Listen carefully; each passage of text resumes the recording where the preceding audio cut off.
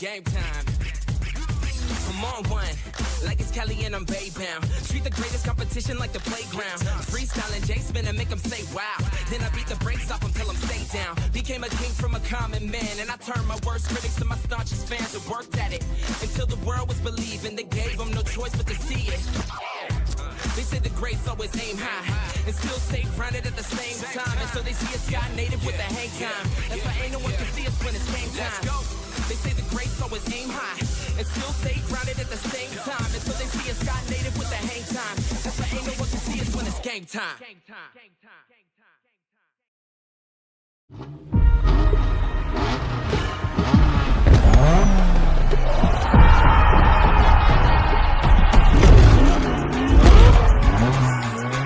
And it goes a little something like this. Here we go.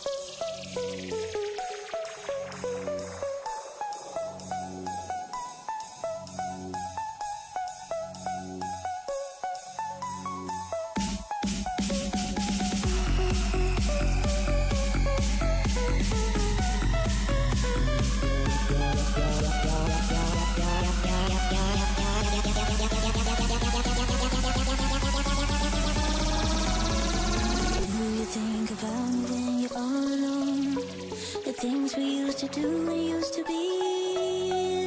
I could be the one to make you feel that way. I could be the one to set you free. Do you think about me when the crowd is gone? It used to be so easy, you and me. I could be the one to make you feel that way. I could be the one to set you free. I could be the one to make you feel that way. I could be the one to set you free. I could be the one to make you feel that way. I could be the one to set you free. I could be the one to make you feel that way. I could be the one to set you free. I could be the one to make you feel that way. I could be the one to set you free.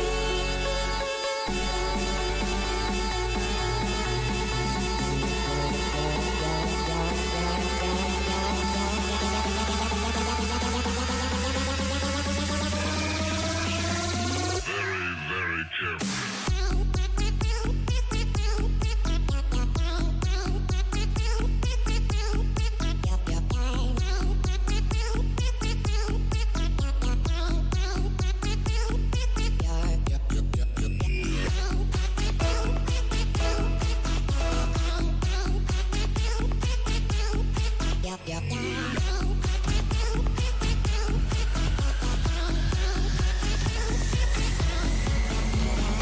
When you need a way to beat the pressure down, when you need to find a way to breathe, I could be the one to make you feel that way. I could be the one to set you free.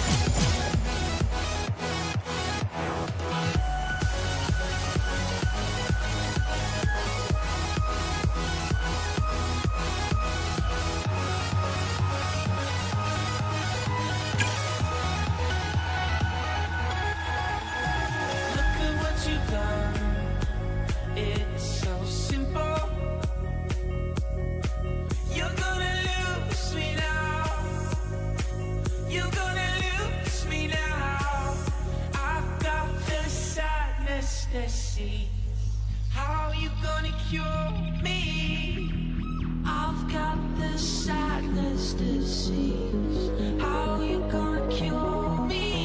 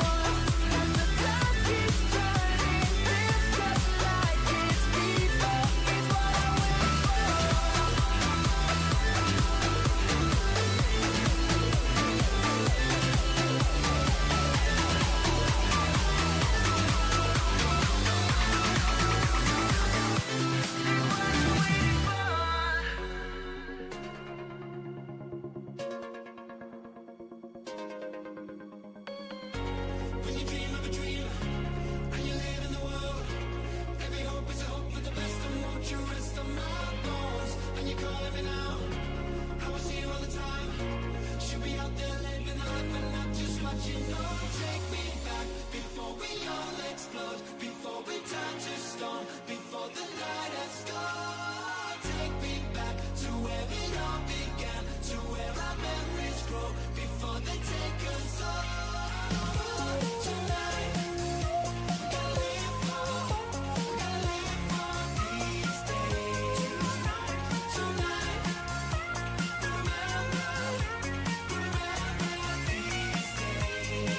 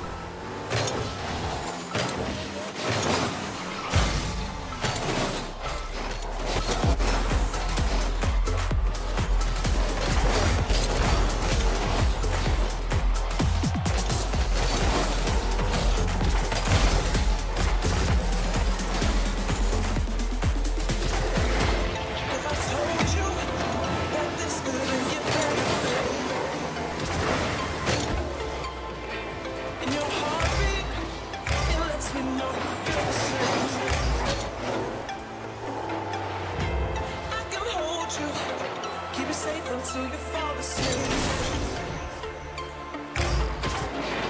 Never worry, 'cause I can give you what you need. Now everything I do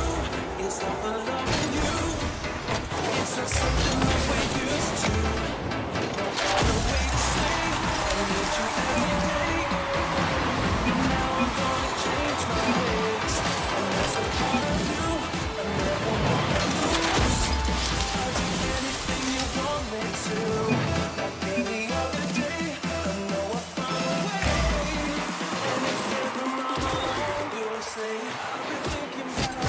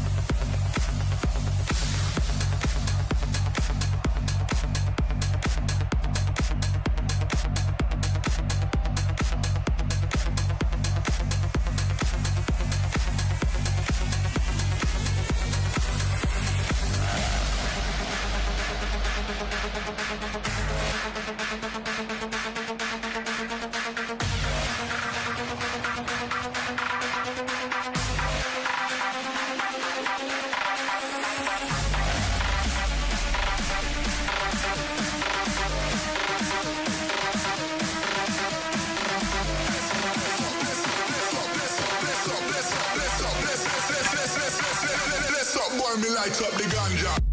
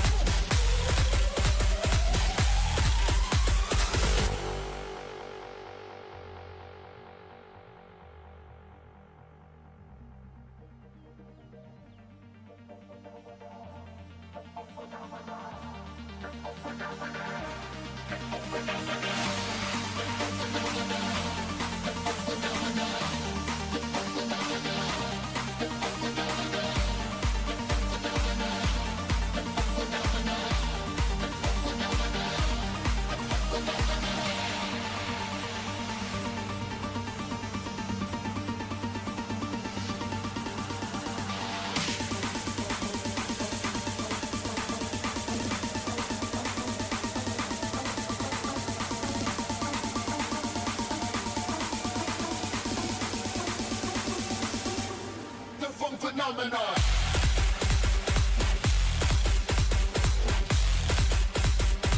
DJ Tom Tom.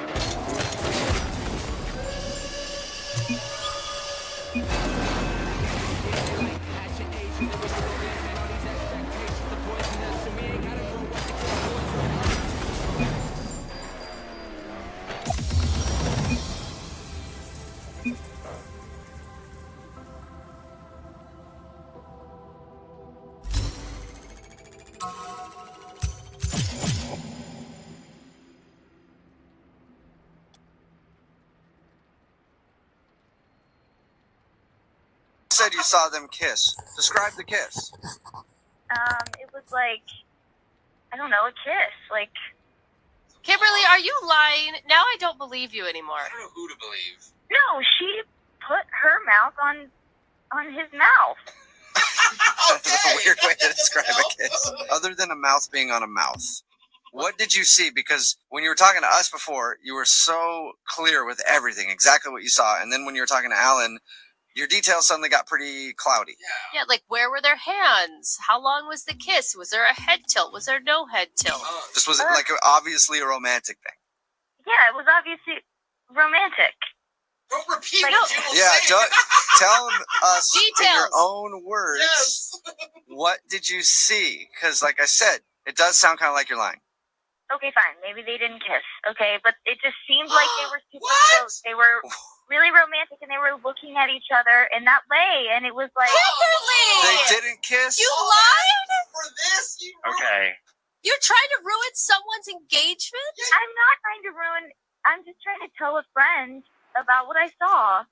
You didn't see crap! And you just lied about what you saw. I don't know. It just doesn't seem like she's good enough for him. Ow. I'm still on the phone, and I have work to do. I have to go find a new bus route to work. Well, wait, Alan, we can still be friends, right? I was just trying to look out for you. No! Oh, yeah, we can still be friends. Yeah.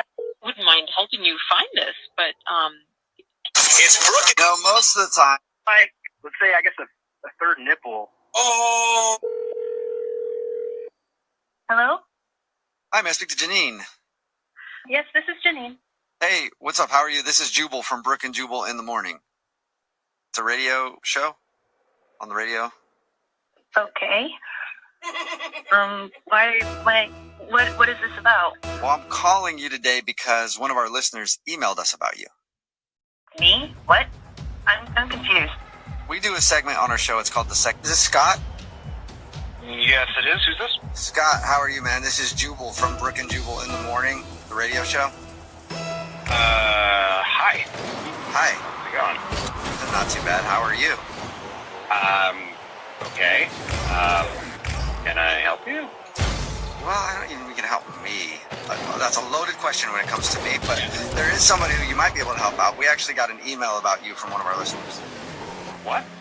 Yeah, we do a segment on our show called The Second Date Update. It's where we go out on a date with somebody and then end up not calling them back after they can email us to get you on the phone and find out what happened. And we got an email from a woman named Krista. You should remember going out with her because you guys play Truth or Dare, and unless you're playing Truth or Dare all over the place all the time, then I'm assuming you probably remember her. Yeah, no, that. Miss Bronx. Yeah, probably on an orange phone. I'm not sure. But Amber, are you still there?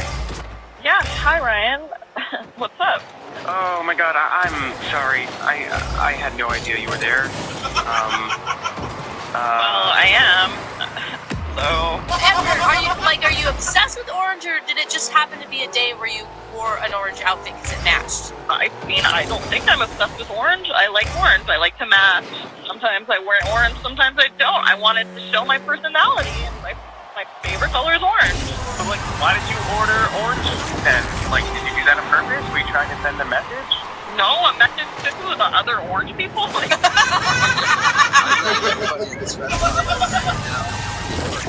I mean, you just kind of went on like you were dressed like a normal person, but you're not. You're an orange person.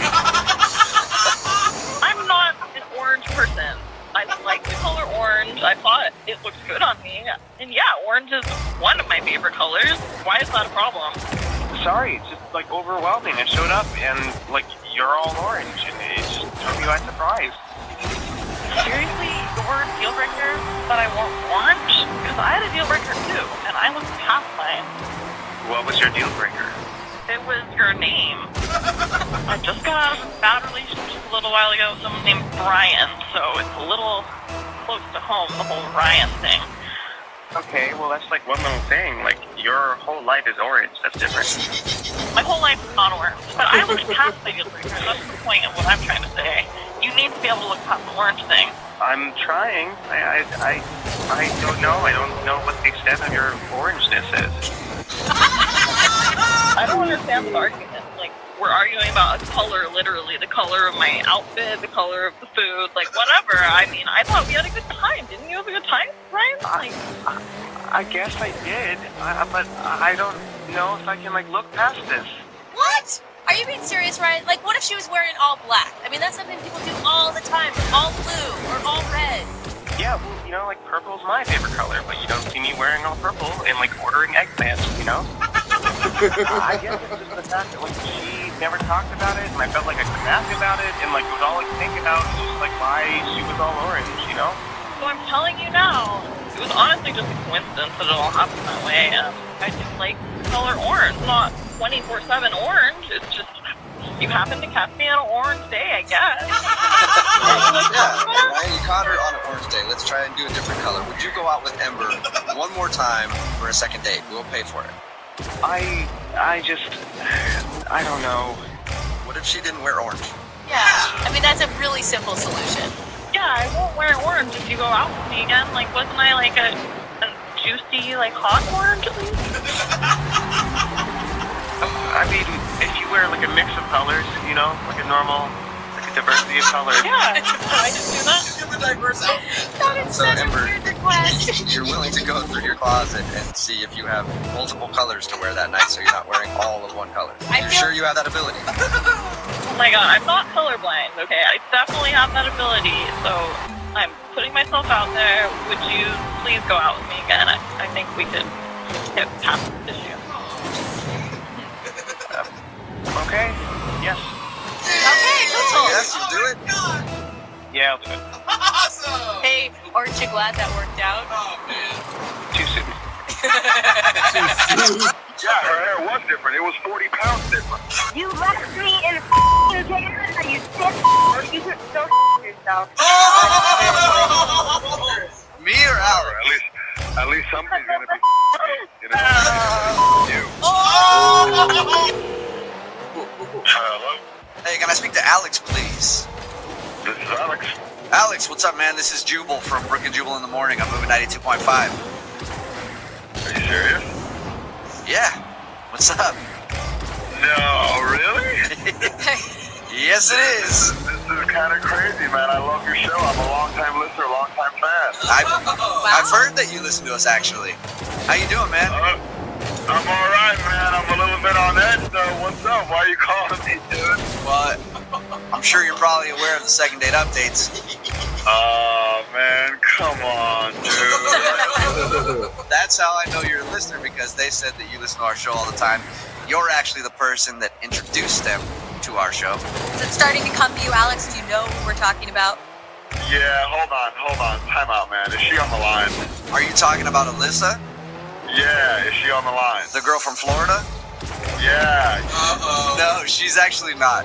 She's not on the line. I know you know how the second date updates work. Normally the other person's on the line, but her being in Florida, like we couldn't work out time change or whatever. But I read the email, and her email floored me. I couldn't believe that you left her in Canada.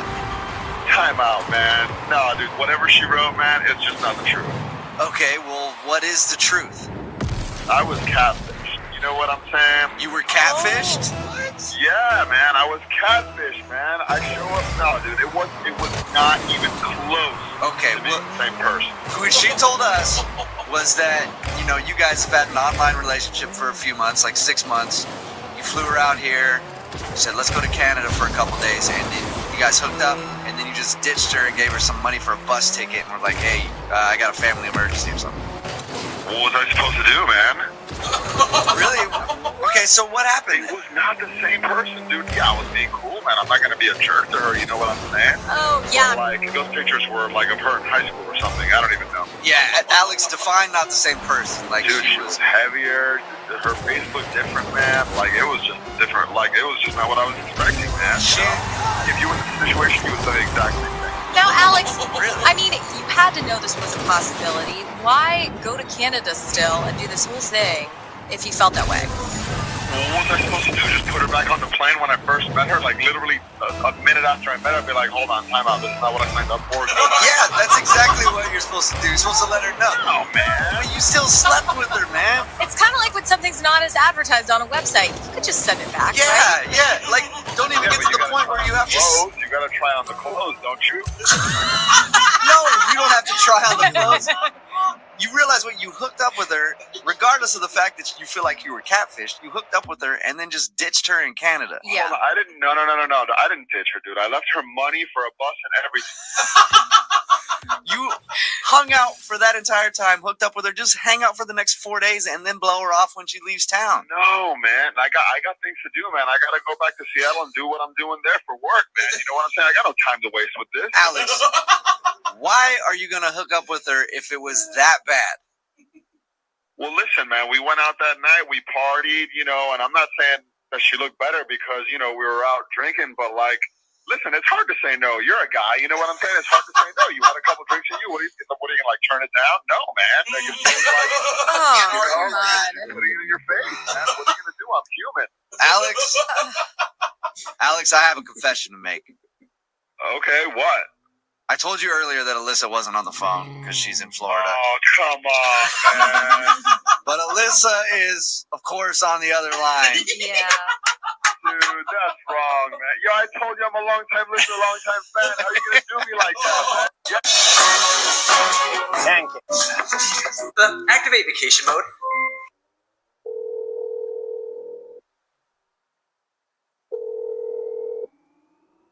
Hello. Hi, we're looking to speak with Aria. That's me. Oh. Aren't you pleasant? Wow. Hi, Aria.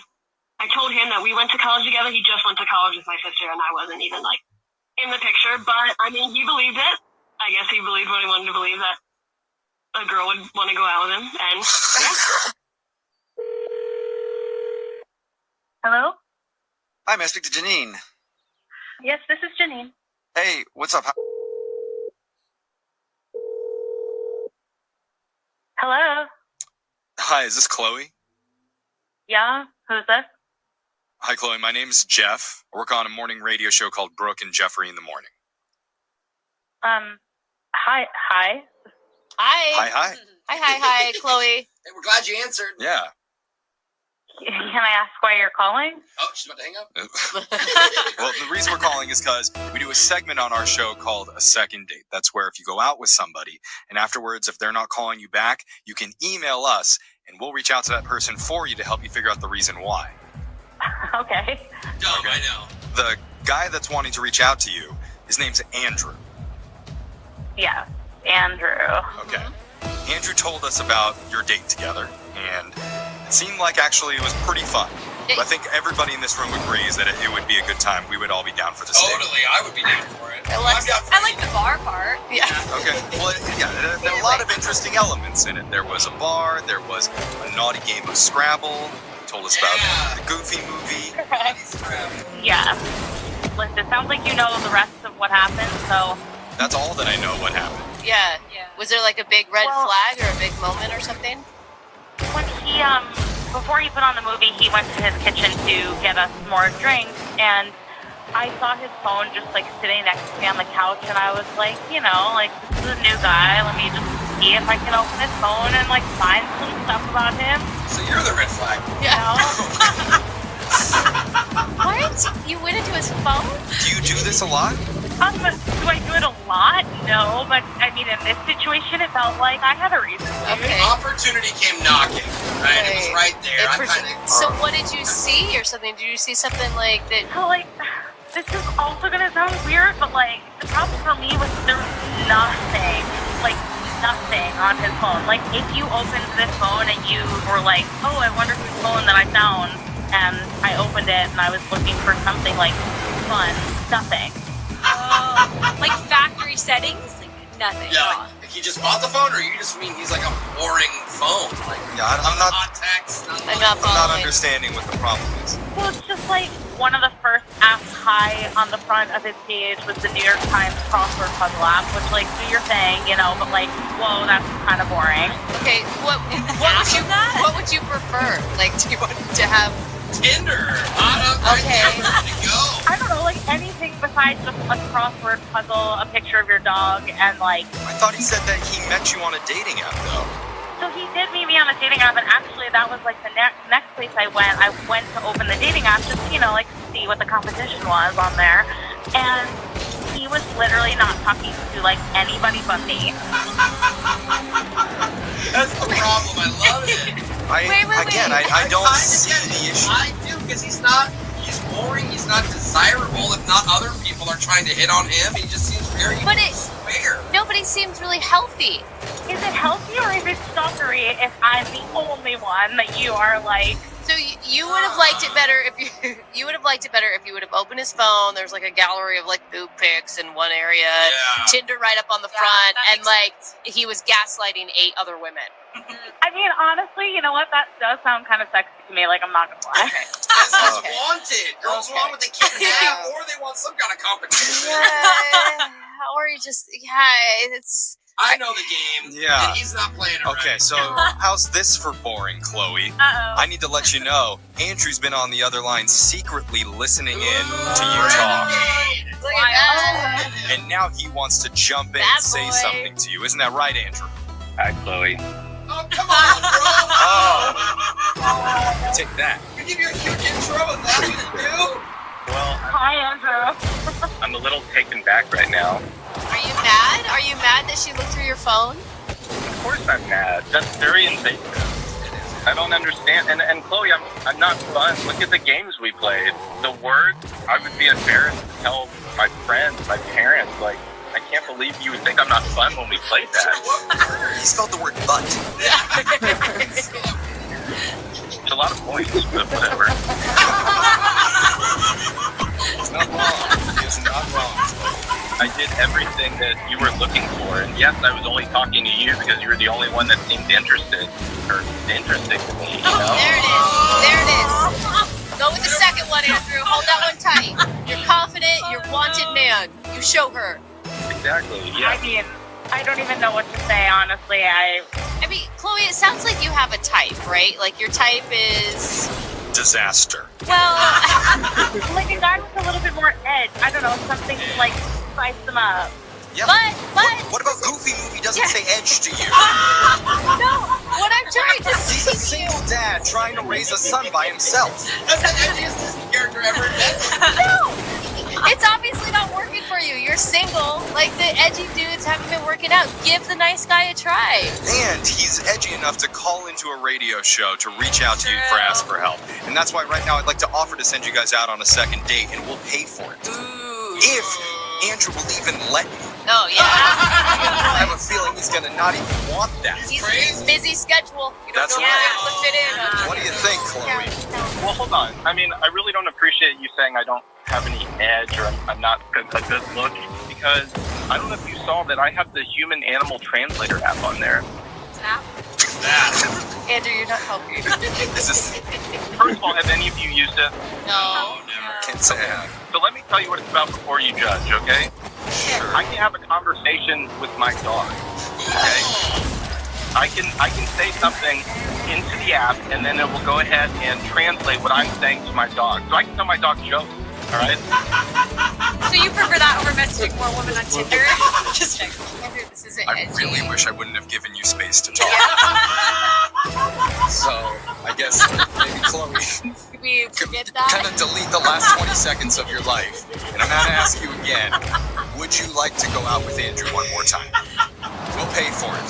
The answer before was most likely leaning towards no, and after that, it is going to be a no for me. Oh, Andrew. He's like, I don't know, look at this stock market. Investments in there. I'm sorry, Chloe, that I'm not as fun or edgy for you, but you know what? You're being a real B word, and that's the word I want on you. Oh, he almost swore. How many points did you get for that word? I'm sorry, Andrew. I think the points have ended. There is no future with us, and I really hope you can find something fun for yourself to do besides talk to your dog. It's a little rough. Oh, I shouldn't have said it that way. Rough? Today's second date update is a different one than we've ever seen. Why is that? Because for the first time ever, we have a guy who wrote in to say that the girl is calling him back for a second date, but he doesn't want to answer. Oh, Yeah. what? Travis is on the phone right now. Travis, man, how are you? I'm good. How you doing? Good. It sounds like you don't need our help to get a second date if she's calling you. Well, maybe not to get a second date, but just to sort of clear something up. All right. I'm so confused right now. First of all, tell us about the girl and how your date went and everything else. Basically, my buddy and I were downtown, and we noticed that there was a big group of people walking into this hotel. So we followed them in there because it looked like they were a fun group. We had a few drinks, and it ended up that we sort of inadvertently crashed this wedding. It was a massive wedding, and so we just sort of snuck in behind everybody else. And I met Christine, on the dance floor. She was the first one out there. I thought she was super cute.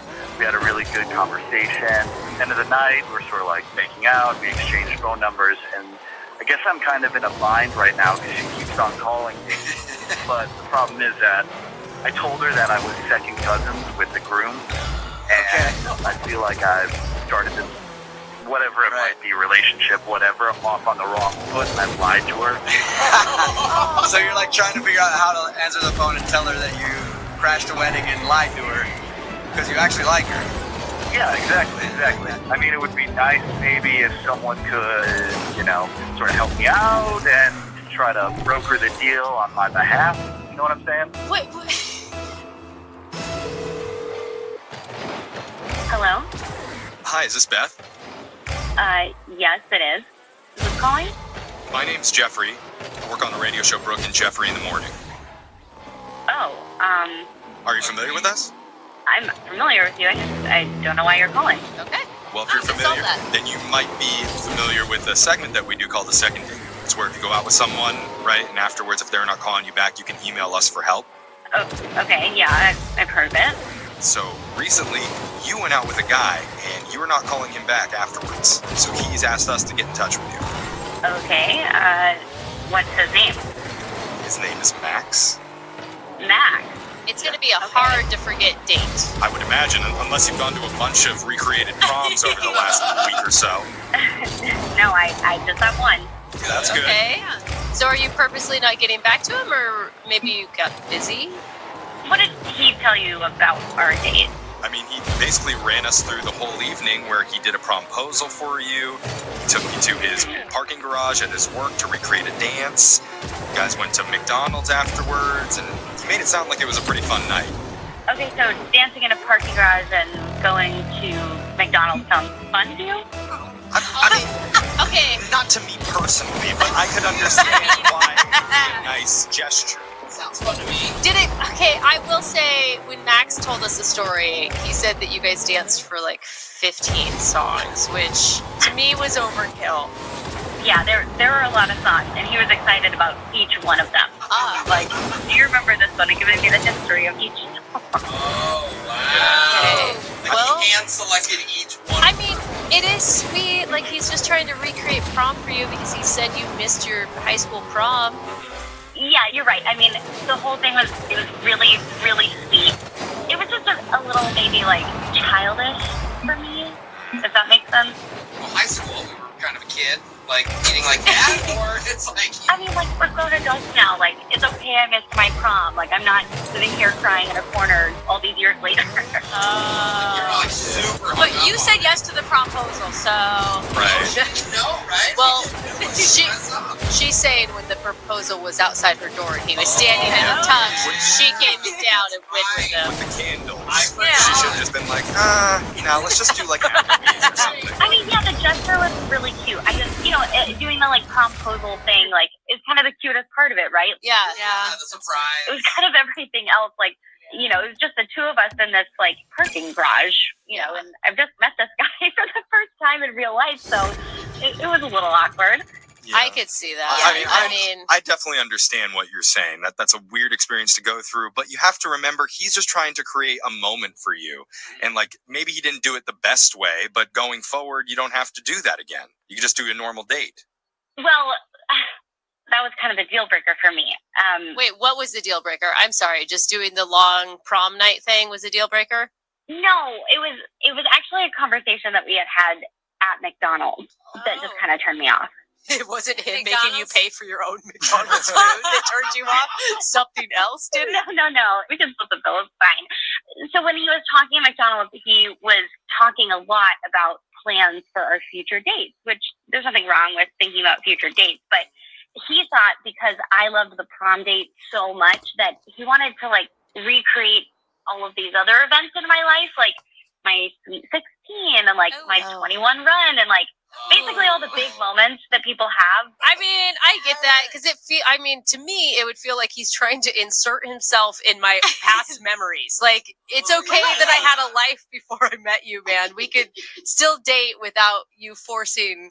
Yeah, I also think it's kind of weird that he keeps trying to recreate her in her teenage years. Yeah, no, he said 21 run. Well, okay, he also wants her wasted in a back alley somewhere, peeing on a garbage can. There's something. Or 13. Yeah.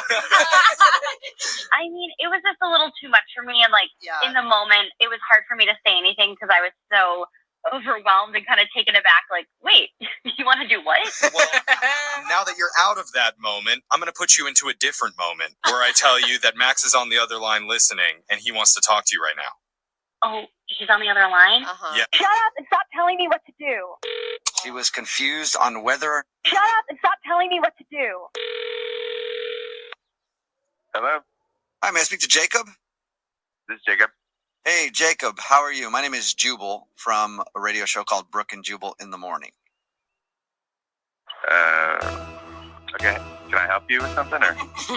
No, just calling for no reason, just to talk. All right. I'm a little confused here. Do you need a donation or something, or? We do need Maybe that. at That's some actually point. true. No, I'm calling you because we got an email from one of our listeners, and it was about you. About me? Yeah. How so? Well, her name is Amanda, and you guys went out to dinner the other day. Yes, we did. Yes, yeah. Okay. And she showed up to the restaurant on the wrong day and started to blame you for it. Remember that? Yes, I do remember that. Okay. Well, Amanda told us a little bit about your date when you guys actually did go out, and now she's wondering why you won't call her back. Really? Yep. So she contacted you and told you all about our date? Yes. It sounded like a lovely date from what she described. Well, if I'm being 100% honest, this is a huge surprise to me because she did not seem very interested in me. Really? She told us the opposite. She said that she was really interested in you, but she thought that you weren't feeling it. Really? Yeah. Okay. I mean, why would she I, try to contact you for another date if she wasn't interested? Well, this whole thing is news to me. I did not know that, and that was not the impression I got. Okay. That to be sure. Yeah. Wait, you haven't gotten like a text message or a voicemail or something from her? I think I got a text message from her, but based on kind of how things went, it sort of seemed more like a courtesy, you know. Hey, thanks, that was great. Like, but not like she was really serious about wanting to see me again, especially after what, you know. Well, this could be one of the easiest second date updates we've ever done then.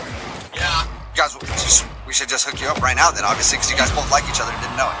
Well, I'm not sure that I actually really want to go out again. Wait, what was she doing that made you think she wasn't interested? Well, the first sign I got was when the waiter came to the table to take our drink orders. She walked away and she said, "Wow, that guy's jawline looks just like my ex's." Oh. And I kind of was like, did she just say that?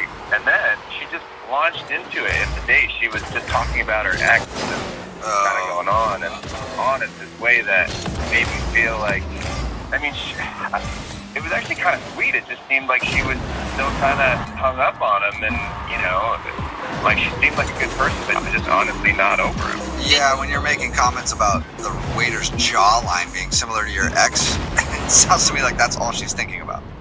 Yeah, well, not only that, she kind of said, like, you know, we were working a lot, he was going to night school, and then he had to move for a job, and it wasn't anything bad that happened, but he moved, and so, you know, I think they still have a cat together. He has a cat. Oh my gosh, she went into great detail about her ex. Oh, I learned it all. Yeah. It's almost like you're on a date with that dude. Yeah, might as well, Ben. You might as well just pulled right up.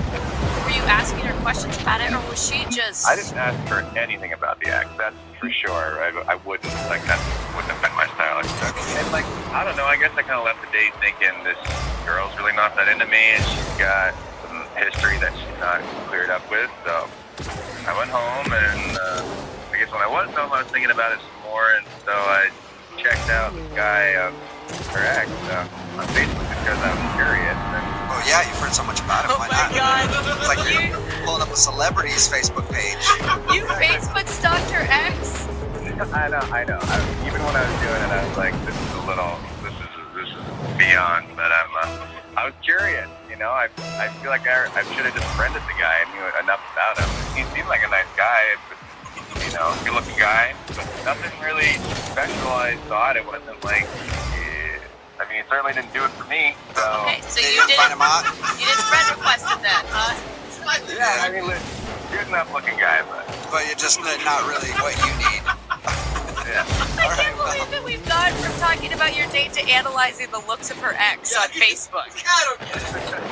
Yeah, you know, it was a strange night, and it just kind of happened, and was ready to move on.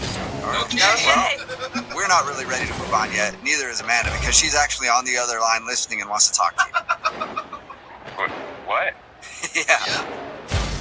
She was confused on whether or not she should tell her husband that she had made plans to go out to dinner and catch up with an ex-boyfriend. I had so many people literally stop me on the street and say, what was that crazy woman's problem? Me too. Apparently her ex made reservations at the restaurant where they had gone on their first date, and also suggested that she wear an outfit that he really liked and remembered from back when they were dating. We told her it's probably a bad idea to go through with that and not tell your husband. It's not fair to not tell him, and then this happened. You guys are causing so much drama right now. You're attacking me. I called because I was trying to prove to my girlfriend this wasn't a big deal. You guys are making this a big freaking deal. So, obviously she didn't like our advice and said it didn't matter what we say because her and her ex are just friends, and she swore nothing was going to happen, and she definitely was going to go through with the date and not tell her husband because she didn't want to make a big deal out of it. Well, after that aired, guess who sent us an email regarding the situation? Alicia's husband, who apparently heard the segment. Oh my God! And now like marital drama. He wants to do an Awkward Tuesday phone call. His name is Matt. Matt, thank you for your email. Thank you for agreeing to do the Awkward Tuesday phone call. How are you? I guess I'm okay, guys. How's it going? Not too bad. Hey, I'm sorry you had to hear about it this way. Yeah, it could have gone a lot better. Did a friend tell you to listen to it online, or did you actually hear it as she had called in live, like driving to work? A friend of mine told me that it was on there, so I did check it out online. Now, if I had heard this and it was my wife or girlfriend and I heard they were going out with their ex and not telling me about it, I would have been fuming. What were you feeling when you were listening to it? I kind of couldn't believe it, you know? I was just a little bit in shock and disbelief, I guess. I mean, I know my wife would never cheat on me, but I just couldn't believe she would keep it a secret from me. That just blew my mind. I think that was my biggest issue is, look, if people want to be friends with their exes and go out to dinner with their exes, why? But, I mean, the fact that she wouldn't tell you was what was disturbing to me. Yeah, that was what bothered me also. We do our best in our marriage to not keep any secrets from each other, and this is clearly a violation of that. Is this the first time that something like this has happened where she's not told you something? As far as I know, right. We've been married for 2.5 years. This is definitely the first that something of this magnitude has come along, so... I mean, are you okay with her being friends with her ex? You know, she does have another ex-boyfriend that she's friends with. I have an ex-girlfriend that I'm friends with. It's no big deal. Right. You know, the idea doesn't necessarily bother me, but definitely some of the details about this guy's dinner plans, as well as the fact that it's being kept a secret, definitely have gotten under my skin a little bit. So you emailed in, and our producer, Chris Boyd, called you and asked if you would do an Awkward Tuesday phone call, and you agreed. Does that mean that you want to call the guy, or you want to call your wife? I want to call my wife. Right. Oh God, okay. I was hoping for the guy. Dude, and why do you want to call her? What do you want to say to her? I want to confront her about the dinner. I want to find out what happened on the dinner. She went ahead and they went out. Oh, she did it? I mean, it's happened already? It happened, and I didn't say anything about it to her because I wanted to see what she was going to do.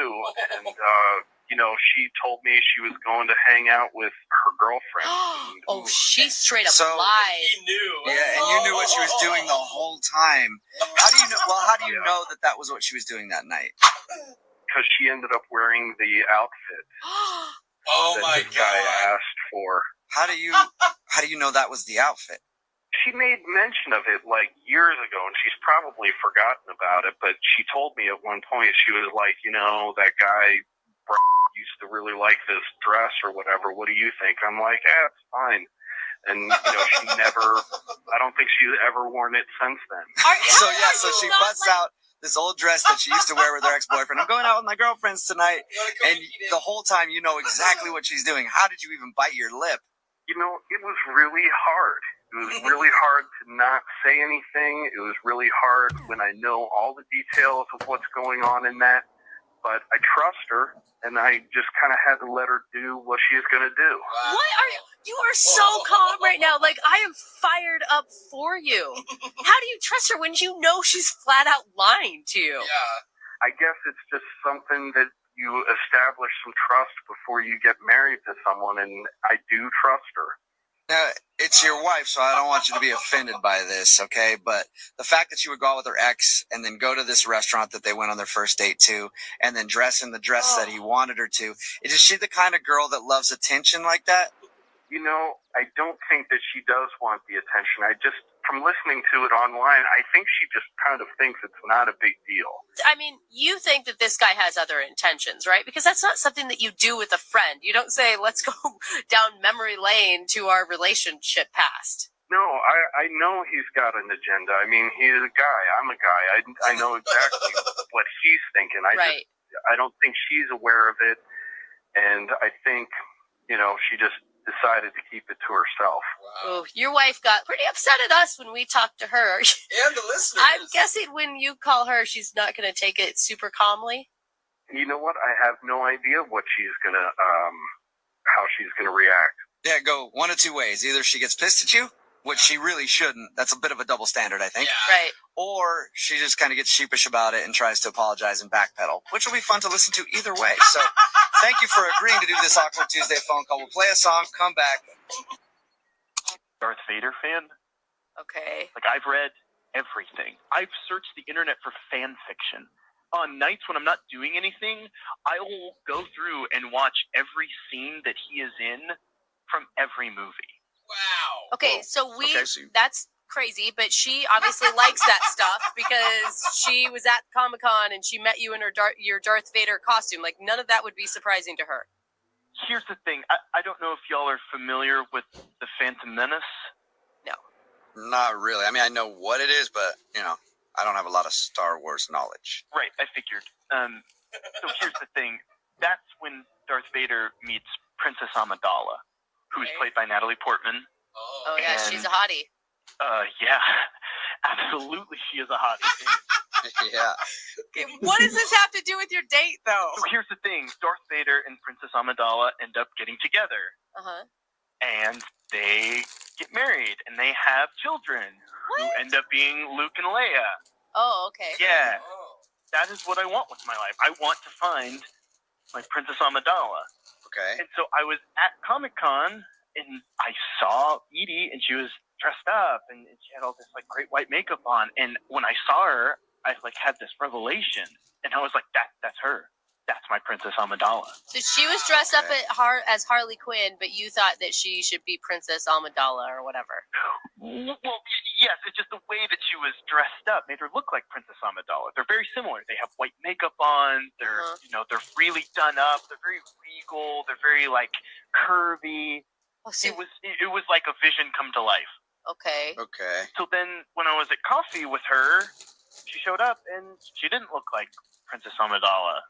Right. She just looked like a normal person. Because she wasn't in costume anymore. So did you, right? Well, yeah, but I thought that, you know, maybe that she would still radiate that presence even when she just was in street clothes. Okay, so she was a normal person and not a character out of a sci-fi movie, and you didn't like that. Look, I know you guys don't get it, okay? But this means a lot to me, and she wasn't what I was looking for. Yeah, but even if she wasn't what you were looking for, how rude to just leave someone in the middle of the date and make them, one, worry about you, and two, feel like crap, man. Well, I made it seem like I had a legitimate excuse. I texted all my friends and I told them to call me so that way, you know. No, it's just coffee. Finish up coffee. It's not that painful because she doesn't look like some princess. Yeah, but I can't tell her that. I can't tell her, sorry, you don't look like a princess anymore. Yeah, I don't want to date you. That's me. Stupid. Unfortunately, you kind of just did, Alan, because she's actually on the other line listening and wants to talk to you. What? Yeah. I don't look like a princess? Are you serious? Yeah. What are you doing here? What am I doing? I'm listening. She's been on the phone listening because she wanted to find out why you left the date and didn't talk to her anymore. Oh my God. Yeah. Yeah, I don't look like a princess. Are you serious? Yeah, I'm a normal person when I'm not at costume play. I don't live in white makeup. What did you expect? Yeah, it's weird. What did you expect? I didn't respond anymore. Like, why are you doing this? Why am I doing this? Your heart is colder than hot. You are terrible.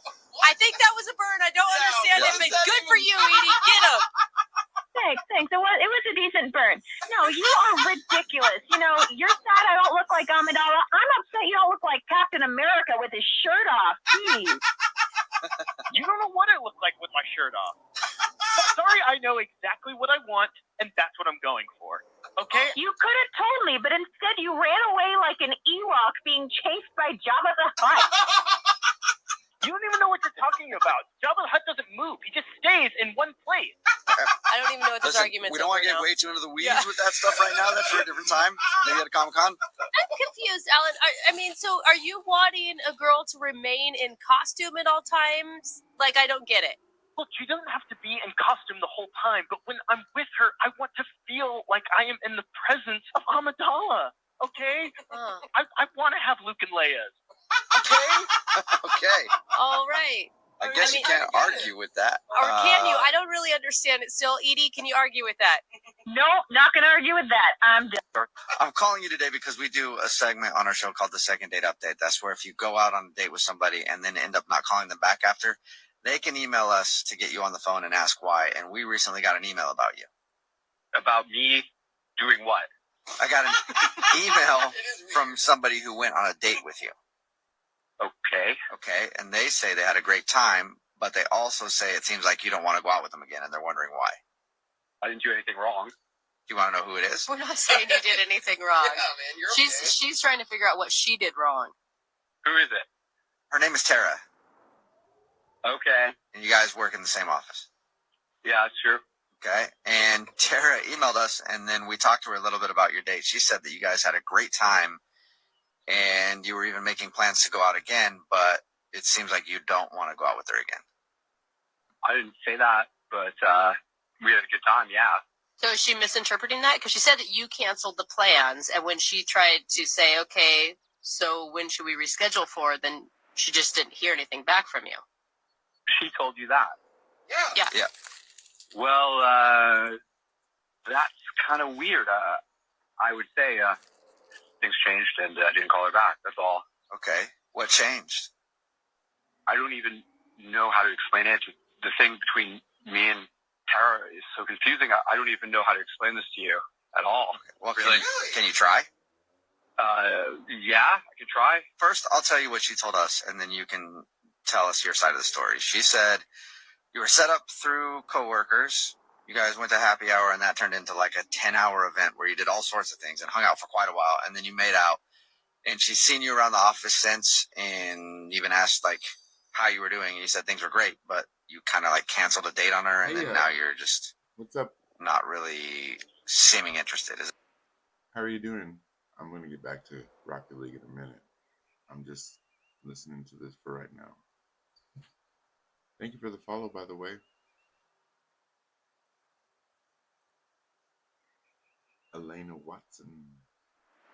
Or Eliana? I'm sorry. I'm trying to say it right.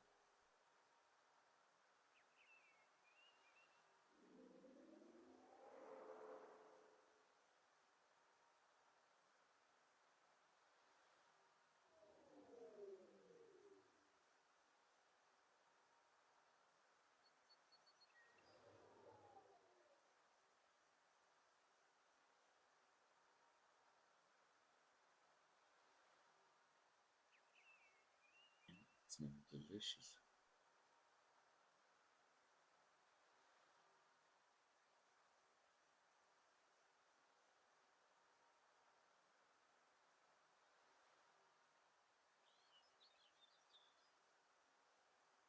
No, you don't have.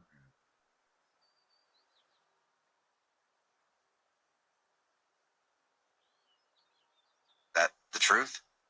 Partly.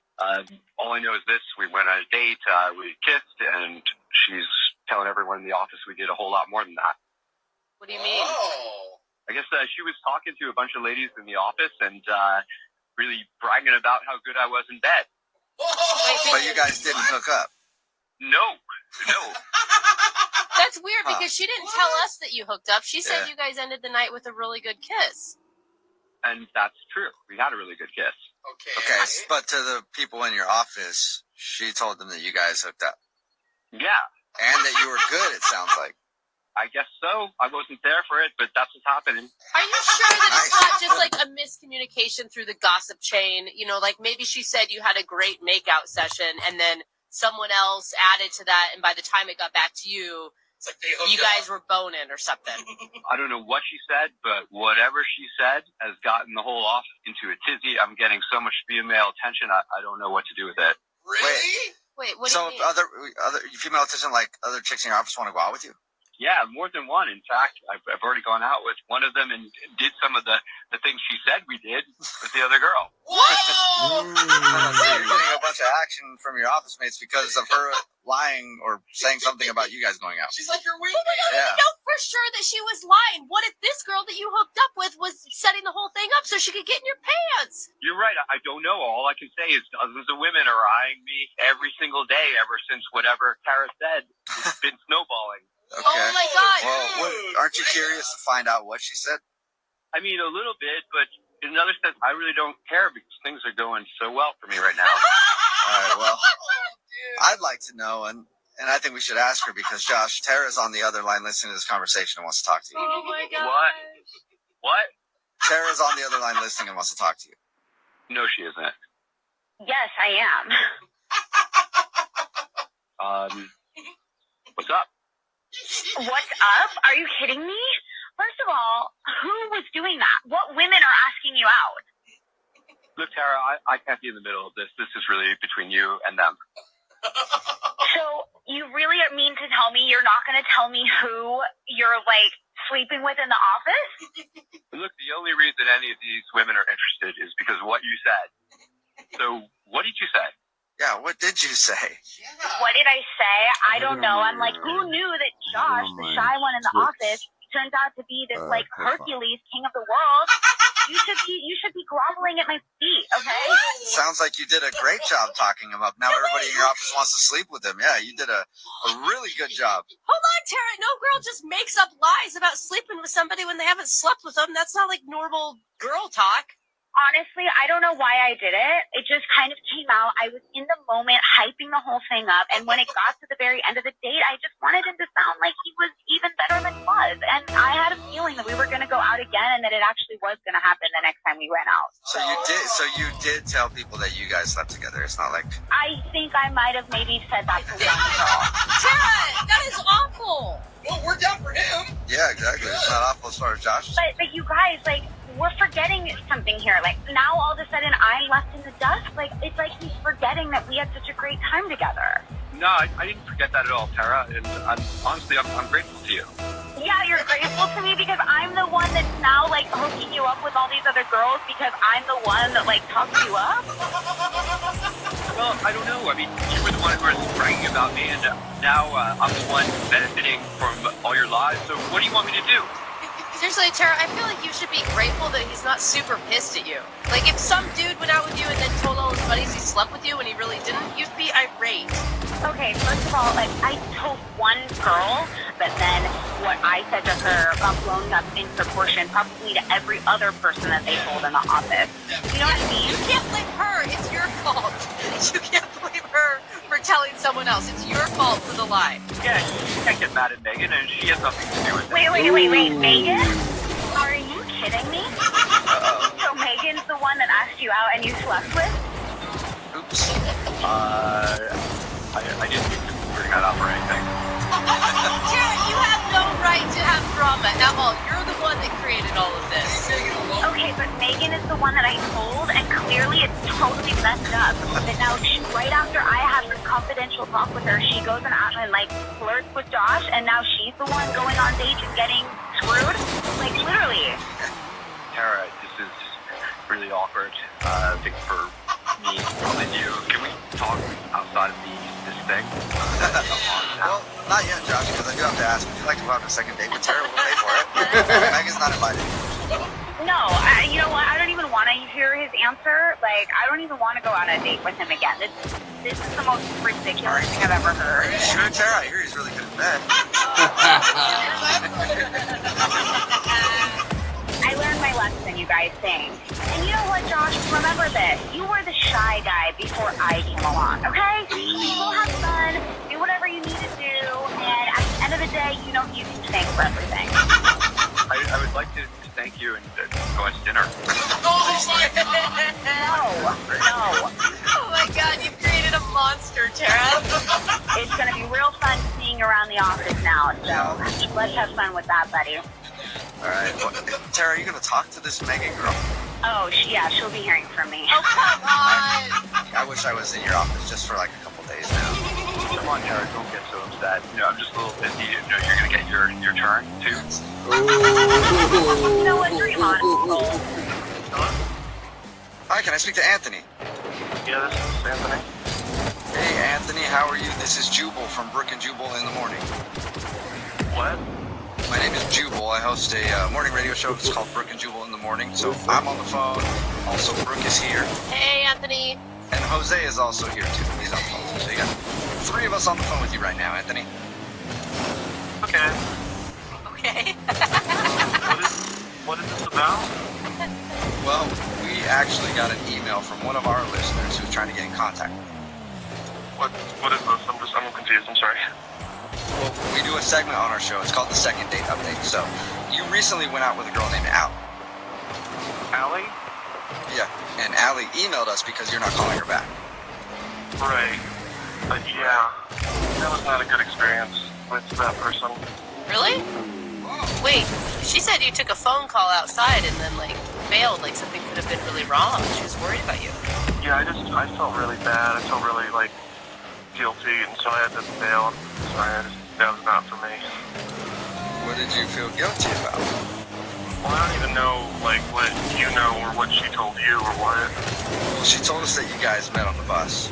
First of all, weird. Okay, weird. That is not weird. Just Jubal thinks that. But she told us that you guys met on the bus and then you went to a shooting range. And in the middle of that, you took a phone call and then were nervous and left and haven't talked to me. It wasn't my idea to go to the shooting range, so... So you didn't like the shooting range? Well, parts of the shooting range were not for me. But how is that her Bathrooms fault? are dirty, or what part didn't you like? Okay, so we were at the shooting range and we shot bullseyes, and she was helping me, and that was all right. That was fine. And then there were the, like, you know, the silhouettes of people, and we shot some of those. That was fine too. Then they had this like paper picture of a deer shoot, and I don't know. I love like animals, and she was just like, was right there, and she was like, "Come on, do it! Like, shoot this." I know it's not a real deer, but like, it was just like she got me to shoot it, and I just felt like immediately just so bad, just not good at all. Oh, that's really sweet. You felt bad shooting a fake deer silhouette? It wasn't a silhouette. It was a picture. It was looking at me. I could see its eyes. So you shot Bambi, and you felt bad. Don't say that. That makes me feel even worse. Anthony, I think that's fine to have those emotions. But why does that make you not want to call her back? Well, I was feeling bad about that, so I went outside and I called my mom, and I wanted to talk to her about it, and I was like, I feel like I'm a bad person, and she said that, yeah, I am.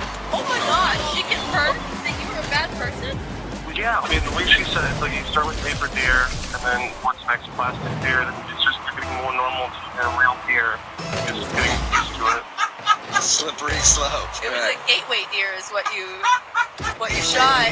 Probably a bad influence. So she thinks that Allie is a bad influence on you because she wants you to kill animals. My mom didn't raise me that way to shoot deer, paper deer, anything shaped like a deer. I just love animals. Okay. But you were cool shooting the silhouettes of people, just not the deer. Well, they didn't have faces. Oh, okay. That makes sense. They can't look at you, Jubal. Good point. Honestly, maybe it's just the way I was raised, but I think shooting a deer would hurt me more than shooting a person. Okay. Hey, why didn't you just tell her that? Well, she's so into it. She was like excited. I came back. She shot the deer more. That must have been just horrible for you. She just couldn't stop shooting the deer. She was really into it. Oh my god. Well, Anthony, I do need to let you know that Allie is actually on the other line right now, so it's a perfect opportunity for you to confront the paper deer murderer. She's on the phone? Hi, right Anthony. Oh. Why didn't you tell me she was on the phone? I'm sorry, Anthony. Short memory. I forgot that she was there. So yeah, she's there and wants to talk to you. Yeah. Hey, why didn't you just tell me? I don't know. I didn't even know that I'd have to talk to you again. I didn't think this would happen. Well, yeah, I mean, but it's healthy to talk things out, you know? Like, if I'd known that the animal thing was really gonna upset you, we didn't have to shoot that. We could have stuck with bullseyes the whole time. I mean, I didn't know that. Or people. He was fine with people. I don't know. How was I supposed to tell you that? Like, was I going to call you and tell you that I had a hard time shooting the paper deer? Yeah, I mean, I guess I could see that. Seems awkward. I think the hardest part of that conversation would have been saying, I had a hard time shooting the paper deer, and then I had to call my mom about it. It's funny. I mean, it's just a paper deer. It's not even like you shot the real thing. I mean, come on. It's not the big deal. It is a big deal. You had eyes. And you know what? I mean, no matter what your mom says, I'm not a bad influence on you. I'm helping toughen you up. Don't talk about my mom. You don't know what my mom does. So, did mommy help you get over everything after you got back from the shooting range? I mean, I dealt with it. Like, I went home and I cried and I donated $200 to a wildlife foundation. Oh my God. Anthony!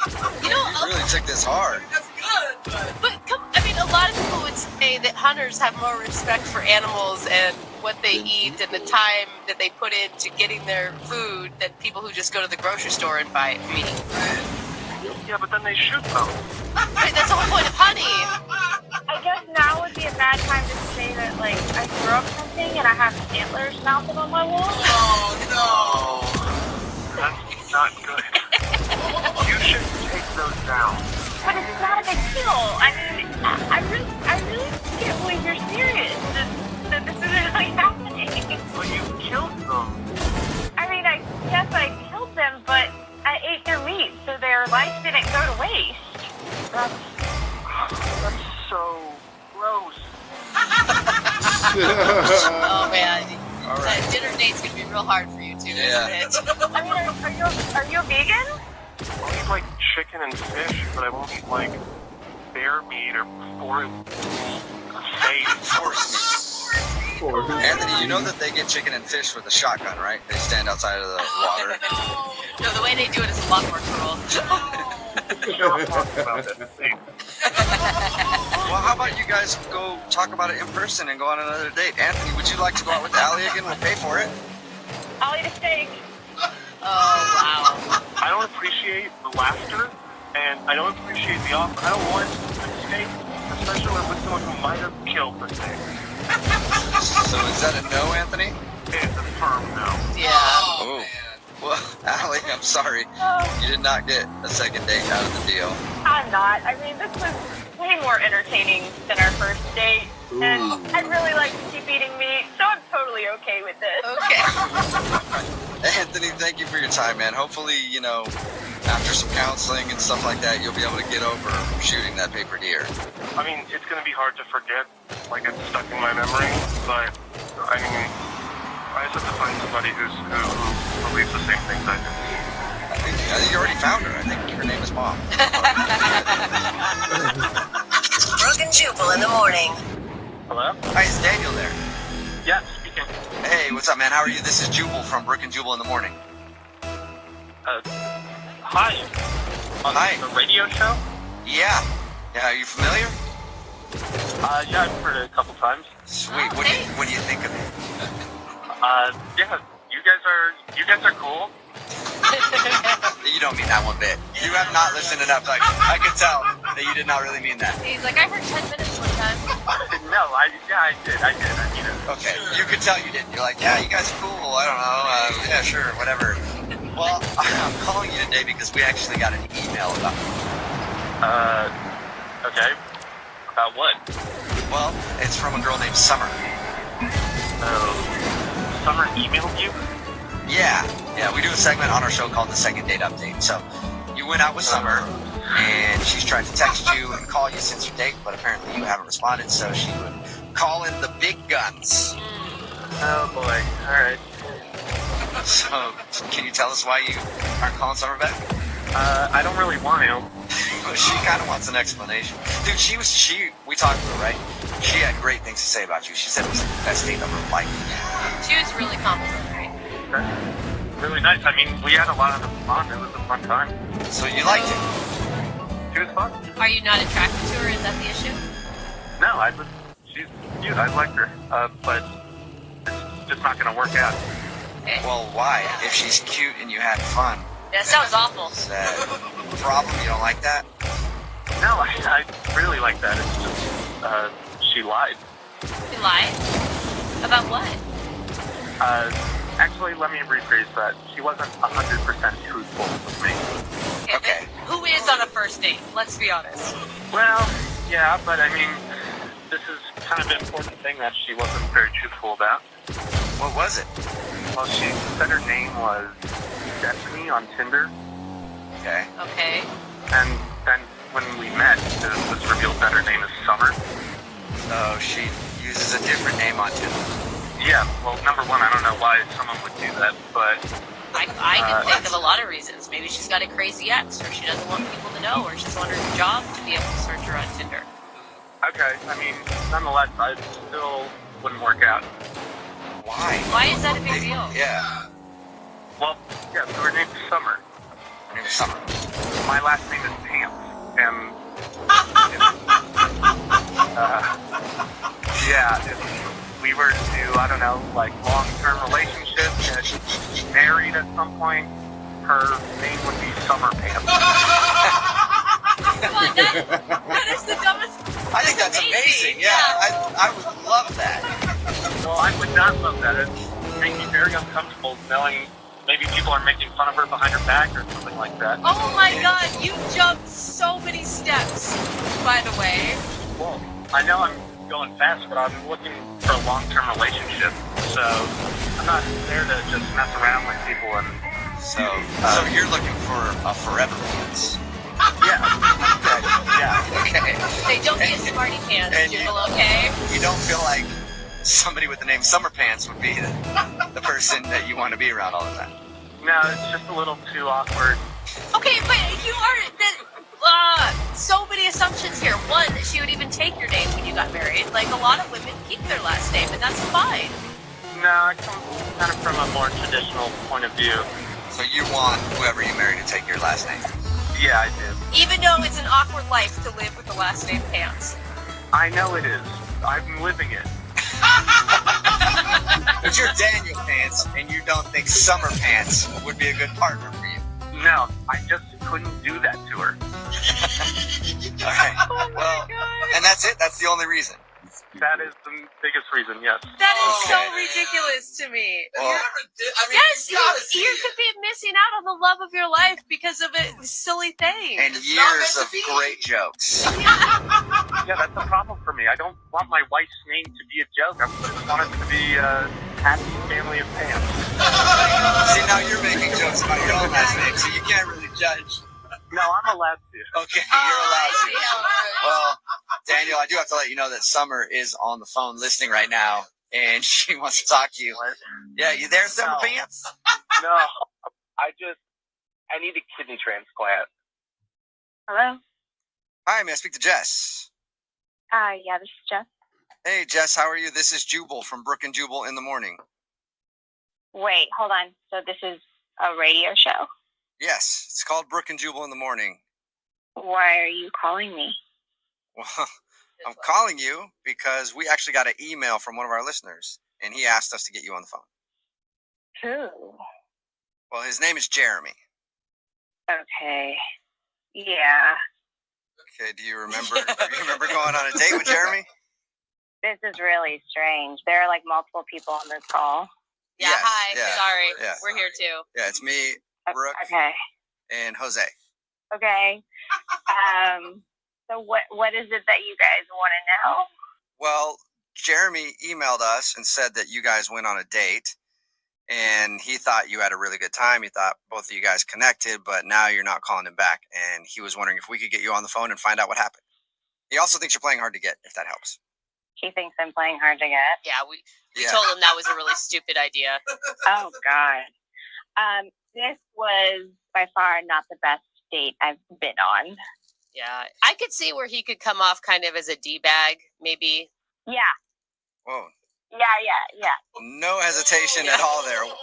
I don't think that he means it, though. He seems like he has a nice heart. It just maybe, I don't know. I hope he doesn't mean it, but he just really rubbed me the wrong way. Mm. What did he do to rub you wrong? Whoa. Whoa! You know what I mean. That is a different question than I was expecting. Yeah, that would have been a good date. My apologies. Or what did he do to rub you right? Yeah. What did he do that did not sit right with you? How about that? I mean, there's like a laundry list to this. So the waitress, she was really nice to us. She came up, she took our order. Mm-hmm. He asked her, so if the girl gets a cheese and tomato sandwich without the tomatoes, is it the same price? And I was like, are you for real? So you ordered a sandwich with tomato on it, but you didn't want tomato, and he was like, I should get a discount for that? Yeah, apparently he thought that he needed to save some money on my tomato slices. Come on, what do you say? Okay, hold on though. Maybe it was just the principle, because he does bring up a good point that if you're not going to include ingredients that were listed on the price, right, included, then maybe you should get a little bit of a deal. So you're as cheap as he is, because nobody does that on a first date. Nobody talks about tomato slices and how much they cost. Well, except for somebody who's financially responsible, which should show you a person who's ready to make a long-term commitment and take care of you guys in the future. But it was more than that, you guys. It got worse when we went to the museum. What do you asked for a refund because you didn't like some of the paintings or something? It was actually worse than that. It was so much worse than that. We got to the ticket window, and we're about to order 2 passes to go in, and he's like, oh, wow. I'm like, oh, you okay? What's wrong? And he's like, ooh, this is really expensive. I'm like, oh, okay. He's like, it's really expensive, but you know what? I don't want to pay for both.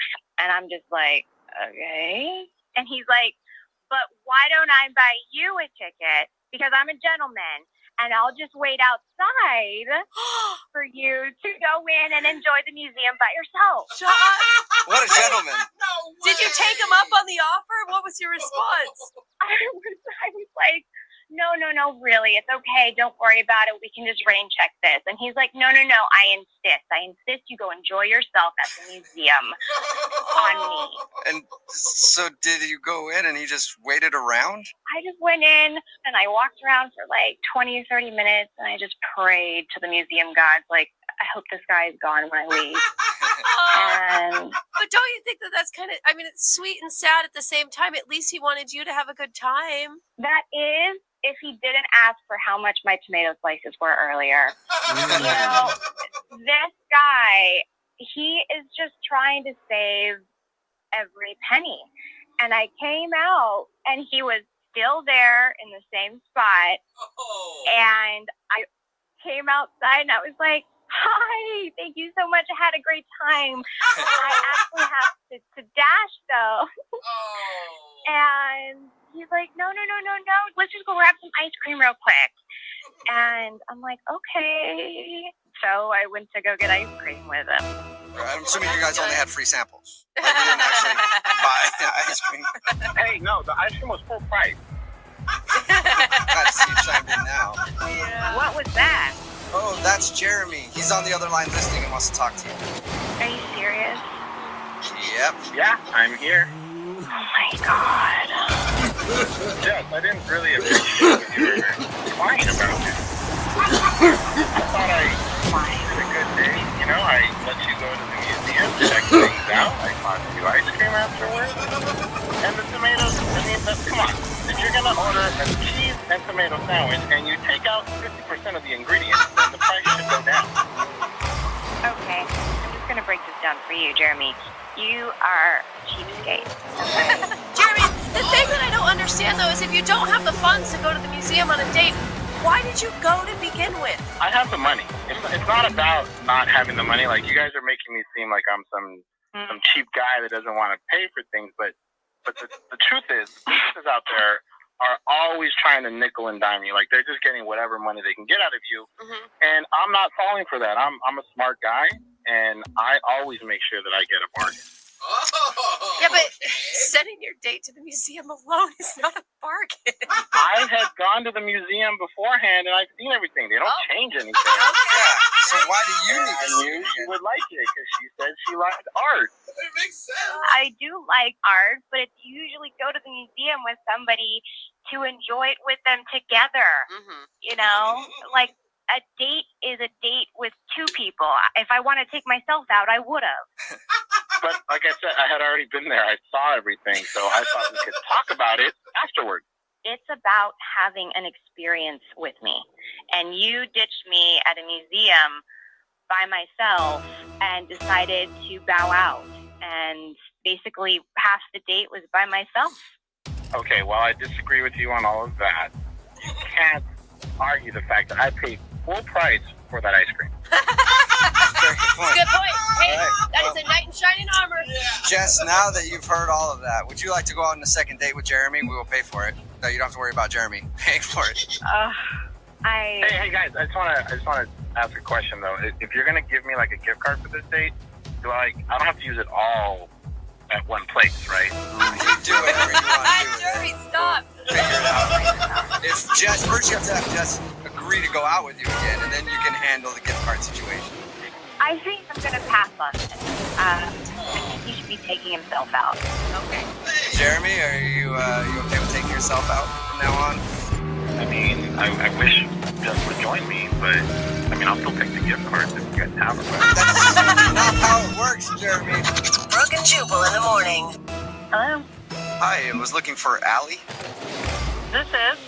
Hey, Allie, how are you? My name is Jubal from Brooke and Jubal in the Morning. Okay. Do you know what that is?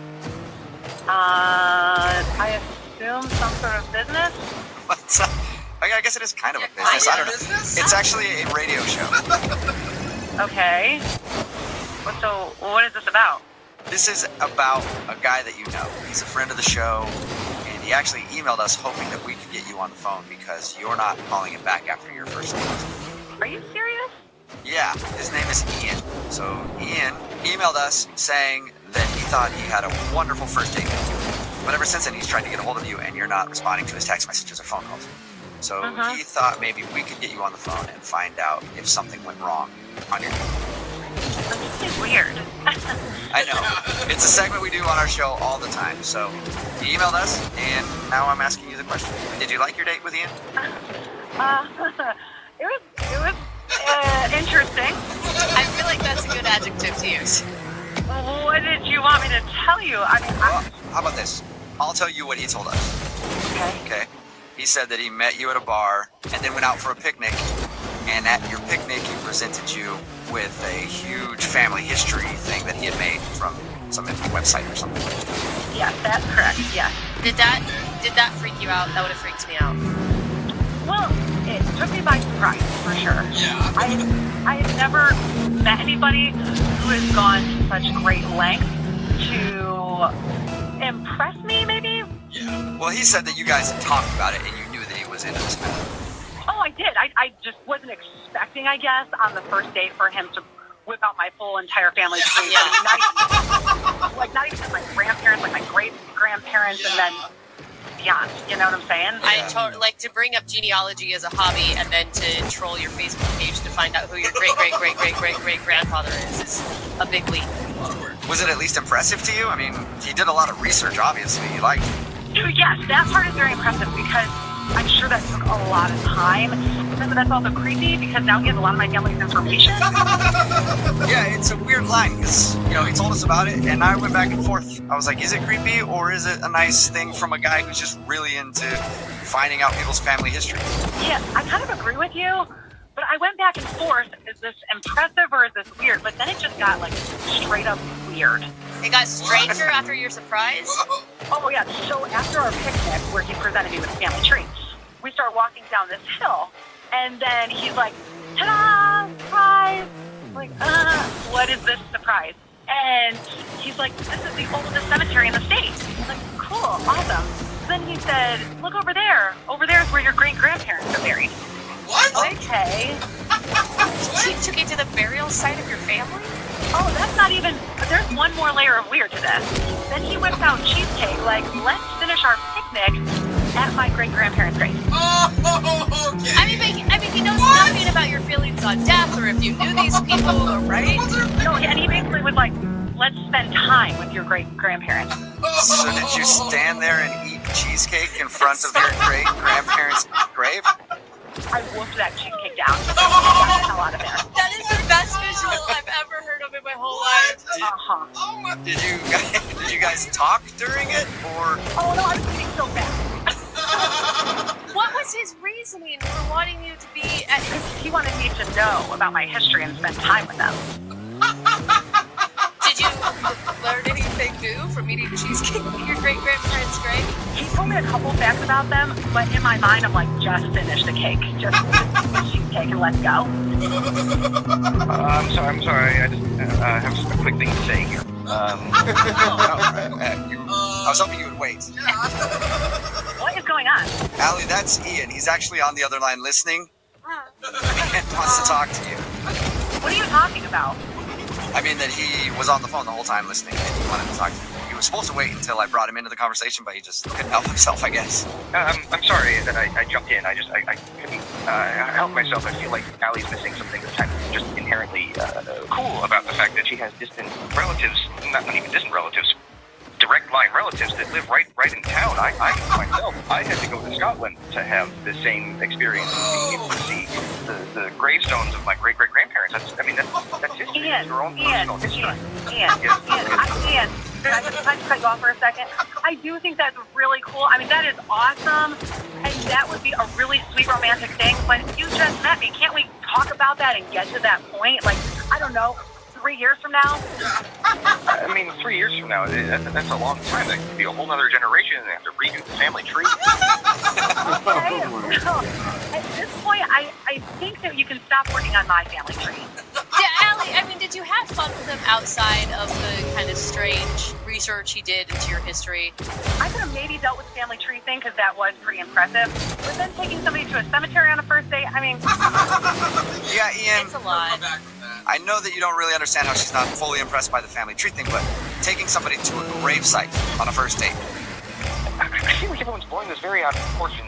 The grandparents, finding the grandparents was actually pretty easy, but the main setup, the main research was going into the family tree. That's what took time. I think that's what we should focus on. That's the part we kind of like. Well, we need to focus on taking somebody to a gravesite on a first date, no matter who it is. Yeah.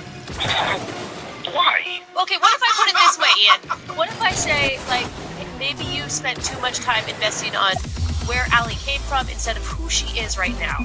Thank you. Allie doesn't even know who she is if she doesn't know her past. Then I come into her life and I can help her figure it out. Are you kidding? I think you need to wait and find out some more about me first, but at this point, it's not going to happen. What a wonderful lead into my question, Allie. Would you like Ian to learn more about you and go out on a second date with him? We will pay for it. Hell no. First, he freaks me out, then he insults me. No. Sorry, I didn't mean to insult you. That was certainly not my intention. I feel like if we could go out again and just start from fresh, that would be good. And I will tell you there is an extra incentive if you have another date with me. I found out some pretty interesting things about a great aunt of yours. I don't care. At this point, I don't care, and I don't want to go to her grave either. Okay, I can just email you the information and the Great. links. She has a Wikipedia page. She was. Wow. Oh, that's pretty famous. Well, Allie, thank you for talking to us about your Oh, date. thank you. Yeah. Ian, I'm sorry you didn't get a second date, but maybe this is a lesson learned. Yeah, I guess so. Yeah. And what's that lesson? Don't ask people out on a first date. They're going to be ungrateful about research you do. Hello? I need a kidney transplant. You're lying. You're married. No. You are cheating on your husband. Hello? Hi, may I speak to Austin, please? Yeah, speaking. Austin, how are you, man? This is Jubal from Brooke and Jubal in the Morning, the radio show. Brooke and what? Brooke and Jubal in the Morning. It's a morning radio show. Okay. I kind of don't listen to the radio, so I've never heard of you guys. Sorry. No, it's all good, man. I'm calling you today, though, because we actually got an email into our show about you. What? Yeah. It's a segment we do on our show. It's called the Second Date Update. That's where if you go out on a date with somebody and then end up blowing them off, they can email us, and we'll get that person on the phone and hopefully find out why they're not calling them back. And you recently met a woman named Olivia. Oh. Yeah? Yes. Yeah. Okay, wait a minute. She emailed you about me and her? Yeah. She told us about how you came over to work on her house because you do landscaping, right? Yeah, but apparently you do more than that. Yeah, we Full heard service. We heard you are hot. Yeah. Look, but why would she call the radio show? I don't know, because she wants to see you again. Yeah. She said she really enjoyed your initial experience with her when you came over to work on her house, and then she said she liked hanging out with you at the bar, but that you just disappeared, and she hasn't heard from you. Yeah, but I just don't get why she would want to make this business public. I don't think that she's ashamed by any of it. Okay, no. That's not what I mean. What do you mean? I just don't know why she would want that out there. But all right. Sounds like it was fun. I mean, it was until we were at the bar later on, and we were shooting some pool, and I went to go get some another round of drinks, and this guy comes up to me. Never seen this guy before in my life, but he bows up on me, and he says, "I know you slept with my wife." Wait, what? Yeah, exactly. I'm like, what? I don't know what you're talking about. This guy says that he followed her to the bar from the house, saw her hanging out with me, knew that something had happened, and I was I was questioning it. Is this guy messing with me? So I asked him some questions. I asked him a little bit about the house, knew everything about the house, knew everything about the lawn, and wow. But that's that is you really think Olivia is married? Yeah. So why would she call us? I now have the same questions that you do. Yeah, why would you want this out there? And that's what I'm saying. I have no idea why she would want this out in public unless she, I don't know. But there's got to be more to the story because she would have seen, if she is in fact married, I don't know for sure that I even believe that yet. If she is married, she would have seen her husband at the bar talking to you. The pool is in its own area in the bar, so it's like in another room, so she might not have actually seen it. That would be so weird for him to just approach you and not approach her. Like, what kind of self-control do you have to have? Yeah, I don't know. Maybe he did, but he was basically just talking to me, and he threatened me. He basically said, you're not seeing her anymore, you're not talking to her. What? He basically said that I couldn't landscape the place anymore. Damn, he lost a client too. After all that, I don't want to get in any more trouble with my job, so I took off. I was out. Why didn't you respond to her text messages like, hey, I'm not writing back because you have a husband? I'm not getting in the middle of that. I didn't mean to get in the middle of it in the first place, but after I met the guy, no, I'm not going to text him with his wife. But she can't be. I feel like she can't be married. She's willing to do a second date update with us and everything else. There's got to be more to the story. I don't know. I know who does know. It's Olivia, and she's actually on the other line listening and wants to talk to you. Unless she's hung up. Olivia, are you there? Yeah, I'm here. What are you doing? Hello? Hi, is this Christy? Speaking. Hey, Christy, how are you? This is Jubal from the radio show Brooke and Jubal in the Morning. Hey. Hey. What's up? Like, what's up? Not much. You listen to the show ever? Yeah, I've heard it sometimes, but why are you calling?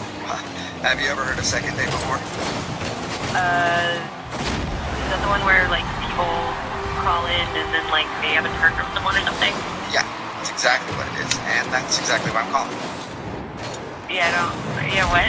Well, you went out with a dude a while back, and you're not returning any of his text messages or phone calls, so he emailed us to see if we could get you on the phone and find out why you're not getting back to him. Are you sure that was me? Because honestly, I haven't gone out with any guys recently. Yeah, I guess I shouldn't have said recently. I think it was actually a little while ago. I'll give you his name, and then you can tell me if you remember going out with him. His name is Wesley. The quesadilla guy? Do you remember the quesadilla guy? Dinner party. That guy? Yes. God. Oh my God.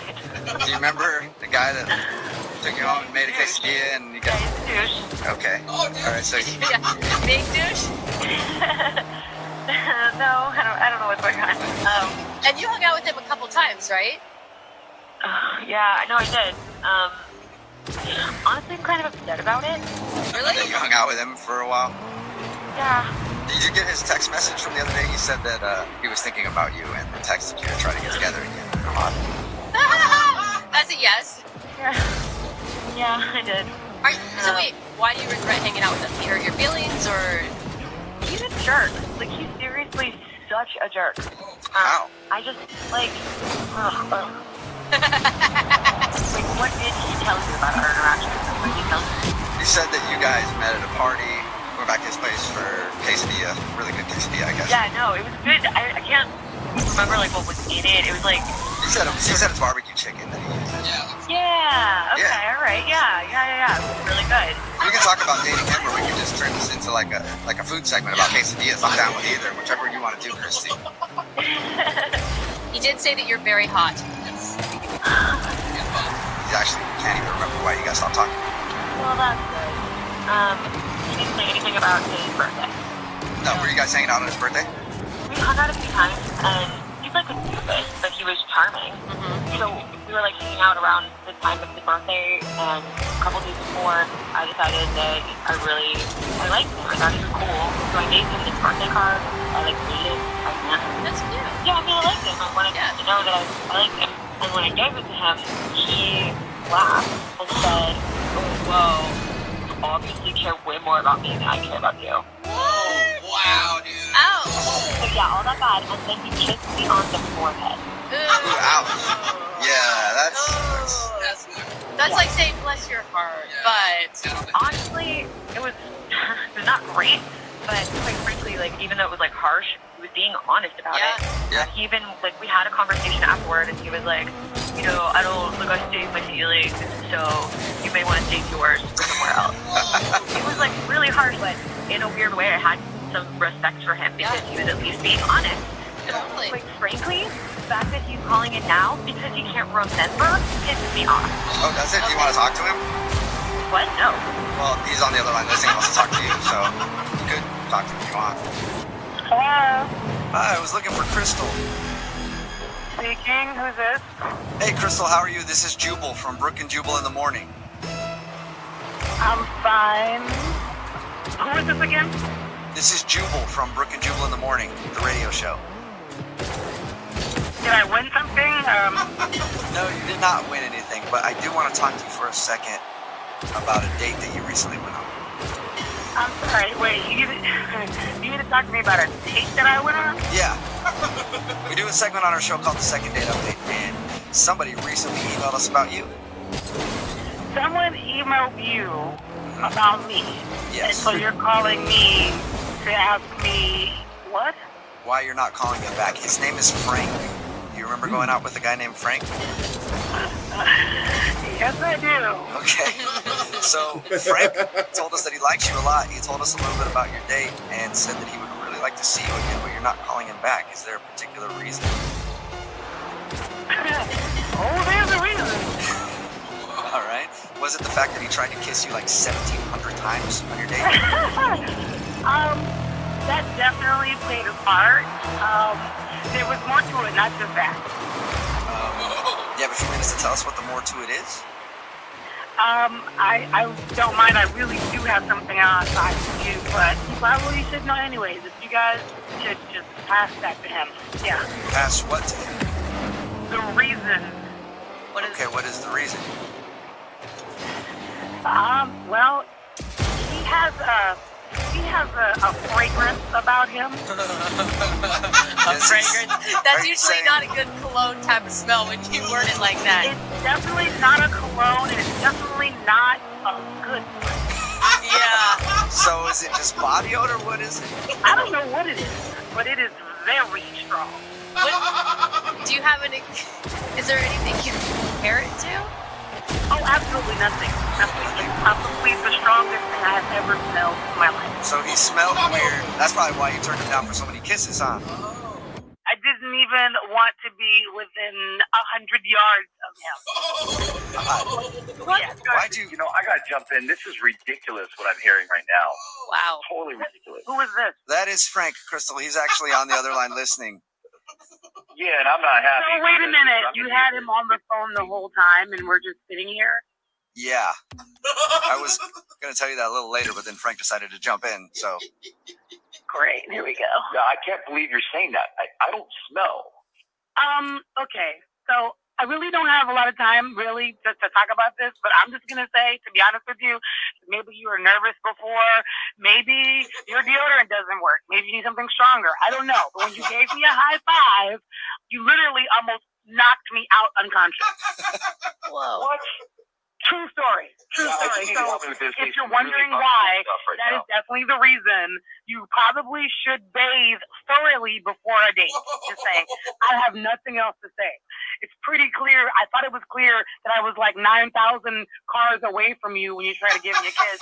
So I'm really done. You don't sound remorseful. Like, you're not being very nice about approaching his smell, though. Because it's ridiculous. Honestly, I'm not going to sit here on the radio. I'm already blindsided by being on the radio already. And it was very clear that I wasn't really interested after he tried to kiss me 411,000 times and I said no. So, and now since he's putting me in a position, now I have to be firm to let you know, if we're looking for a second date, an 11th date, a 12th date, 1,000th date, it's the exact same reason. It's no all day long. So there we go. I have to go. Sorry, guys. Thanks for calling. I gotta go. Bye. That was direct. It's pretty, blunt and to the point. Yeah. Hey, Frank, I don't think you're getting a second date. Ouch. Has anyone ever commented on your smell before, Frank? Okay, look. I'm going to give it to you guys straight, all right? I'm not like one of those sissy boys that walks around smelling like freaking cucumbers and strawberries, okay? That's not me, and that's just not what I do. No, I don't shower every day for a reason. It's unhealthy. So if that's what she's referring to... Wait, did you say you don't shower every day? Yeah, I mean, it's scientifically proven that if you shower every day, you're stripping your body because the skin is a protective layer, right? It's not meant to be washed off every day or scrubbed off every day. He's actually right. You know? So, yeah, We're obsessed in this country. I've heard those studies, but you know what? I still take like 3 or 4 showers a day because I don't give a shit. I'd rather not smell. You don't smell if you don't shower for 1 or 2 days. Oh, no, you do, Brooke. No, whatever. Believe me, I will shower I work- twice a week. That's plenty. I work with you. Trust me. There have been some occasions where I'm like, whoa, somebody's a little ripe today. It's fine. It's not like I don't smell like ass. It's just natural musk. It's human pheromones. Smells like a man. There are women that are attracted to my pheromone type. It's been proven. I mean, I know women that gravitate towards me just because of... Hello? Hi, can I speak to Teresa? This is she? Hey, Teresa, what's up? How are you? This is Jubal from Brooke and Jubal in the Morning. You mean the radio station? Yes, I am the entire radio station. Yeah, I listen to you guys sometimes. What's up? Oh, nice. That's awesome, Teresa. Thank you. Yeah, thanks for listening. If you listen a lot, have you heard the Second Date Updates before? I don't know if I have. It's a segment we do on our show where if you go out on a date with somebody and then end up giving them the cold shoulder after that date, they email us to see if we can get you on the phone and find out what happened. Oh, yeah. I think I heard one of these, but it was a while ago. Okay, well, what if I told you that you are now the star of a Second Date Update? Ooh. You're kidding, right? No. No, not at all. Yeah, you recently went out with a dude who calls himself Gator. Oh, my God. So you wanted you guys to call me? Yep. Have you just been really busy and you haven't been able to get back to him? Yeah. I mean, can you just tell him that? If you would have sold that a little more convincingly, maybe, but it's obvious that you were like, yeah, sure, whatever. Do you mind telling us why you're not calling Gator back? I mean, I don't want to really say it because it's kind of embarrassing for him. So I just feel like... If it's the butt shaving thing, he told us about that. Actually, that was really funny. We had a vent off. I don't know if he told you that, but it was like venting about your exes. Yeah, he did tell us about it, and he did say that he shared with you that he was mad at one of his exes because she wouldn't shave his butt. I know, that's ridiculous. I mean, I was a little like skeptical, but you know, I got to call my ex an idiot. He got to call his ex an idiot, so I thought it was cool. Oh, you did enjoy it. Okay.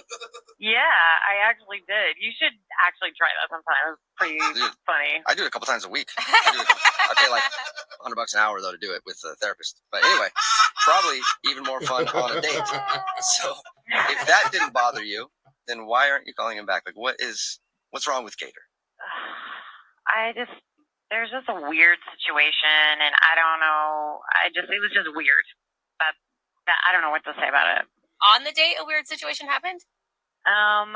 So briefly, I go to the ladies' room, and when I come back, there's like a big, or maybe not a big, but a noticeable piece of my food missing. There's like a piece of fish missing from my plate. Whoa, really? Yeah, and so I was just like, did this guy really eat off my plate? And it was just like bugging me. So I went to the ladies again. Oh my gosh, so you're going to test him? Exactly. So I asked the waiter to watch while I was away because he was like super friendly, and I just thought couldn't hurt. So I come out of the bathroom, and the waiter catches my eye. I go over there, and he says, "Yeah, he just took a bite out of your roll." Out of your dinner roll? Yeah, that's weird, right? Yeah, that is pretty weird. So while you were going to the bathroom, he's eating the food off your plate? Yeah, who does that? Like, that is just, I mean, he didn't even ask me. Were you like raving about how good your food was and you don't think he could help himself, or? I have no idea what the deal was because, I mean, it's a first date. I didn't want to come out and be like, gosh, did you just eat half of my asparagus? What is wrong with you? Let me smell your feet. Like, this is weird. Oh my I think he waits for you to go to the bathroom too, like he's sneaking bites of your food, like sneaky, trained. Maybe he was hungry. Those restaurant portions at some of those fancier places are really small. The bottom line is, this guy was eating off my plate, and it's a first date. We're not like best friends or anything, where he's just chomping on my food. I just felt super weird about it, and it was a huge turnoff. Yeah, I can see that. You know, this might be a turnoff too, but Gator is actually on the other line listening and wants to talk to you. What? Yep. Hi, Teresa. Oh my god. First of all, I didn't know you saw that, so real sorry about that. Oh my god, you were unbelievable. I mean, at least you admitted it. You weren't trying to sneak out of it or anything. Why are you eating people's food while they go to the bathroom, Gator? I was hungry. I was nervous all day for the date. Didn't eat lunch. You know, so you're at dinner. I just got tiny little morsel. Remember why my name is Gator? I could have eaten that whole thing in a second. So practice some restraint. That's very nice of you. Did you not think I wouldn't notice? I did not. No, I didn't think you would notice. It was tiny little fish fork that gets flaky and spreads out. You're like, oh, I guess it just fell. I don't know. Gator, I mean, there's other ways to go about it. Like you could order an appetizer or ask for another basket of bread. Well, that was the thing. They took the bread away, and I got hungry. I was embarrassed. Like, hey, bring the bread, more bread. You know, I didn't want to look like a pig. I'm on a date here, so instead of like, you know, I thought it would be better just snack a little bit on the plate, even though I didn't. Yeah, you don't want to look like a pig. You know, you want to just eat off somebody else's plate while they go to the bathroom. Just tiny amount, exactly. Yeah. And I you know, I feel bad. This is not what I do, but I did pay for it. So yeah, I mean, in essence, it was fine, and you know. Because you're right. Oh. You're loaning food to her. And that's where you lost me. Well, I paid for it. If anything, you were eating my food. I paid for it, so. Technically, I was giving it to you, and you were eating my fish, so. What is wrong with you? That's the only thing wrong with me is I was hungry. I told you that I didn't eat all day. And if we were dating for a long time, this would be no problem. It would be cute. Yeah, I would agree with that. Well, but also it might be cute if you guys are doing it together and you're not waiting until she goes to the bathroom to steal her, well, your food, I guess, but to steal the food off her plate. Okay, that's a good point. At one point, I was thinking maybe, I'll ask her, but, we're in the middle of a vent off, and it would be a poor taste. That would be a poor taste. I mean, here's the thing, Gator. I have also been hungry on a date before, but you know what I did afterwards? I went and got myself a burger at a drive-thru on the way home. That's how you solve that problem. Well, I also did that, too, because the fish was very big. How much can you eat, sir? Yeah. They call me Gator for a reason, okay? I can eat a lot, still look good. I'm not called Little Baby Bird. All right, well, I don't want to ask this question because I don't want to have to buy you food, but Teresa, would you like to go on a second date with Gator? We will pay for it. No, I'm good. Thank you, though. Look, I know you don't want to go on another date with me, but we did have a really good time. The vent off, we were laughing, and I shouldn't have eaten off your plate sneakily. I'm sorry. Next time I'll ask if I can have a bite. Will there be a next time, Teresa? I feel like you should give him just one more chance. Have fun. Yeah, Okay, come on. only if he admits that saying when he paid for the food, it was technically his. That better have been a joke. I agree with that. That was a joke. Bad joke. Yeah. Yeah, right. Well, we'll pay for it. So the food that you guys eat is technically ours. I'm gonna come over and eat off the whole place, okay? That works. That sounds good to me. Yes. Gator is ready to chow down. All right, you guys. Well, we'll get it all set up and send you out on another date. Teresa, thank you very much for your time. Yeah, thank you. She sounds so excited. And Gator, go get some food now because I'm sure it's been a few minutes. You're probably starving. Actually, I didn't tell you guys this, but I've been eating. Brooke and Jubal in the morning. Hello. Hi, is this Deanna? Yeah, who's this? Deanna, how are you? This is Jubal from Brooke and Jubal in the morning. Hi. Hi. Are you familiar with the show? Which show? The radio show. I don't know what you mean. What are you talking about? Brooke and Jubal in the morning. It's a radio show. You're not familiar with it at all? No. Well, I'm calling because he recently went on a date with somebody who does listen to the show. And he emailed us because he says that you're not calling him back after your date. And he wanted us to see if we can find out why. Who is the he? His name is Anthony. Oh.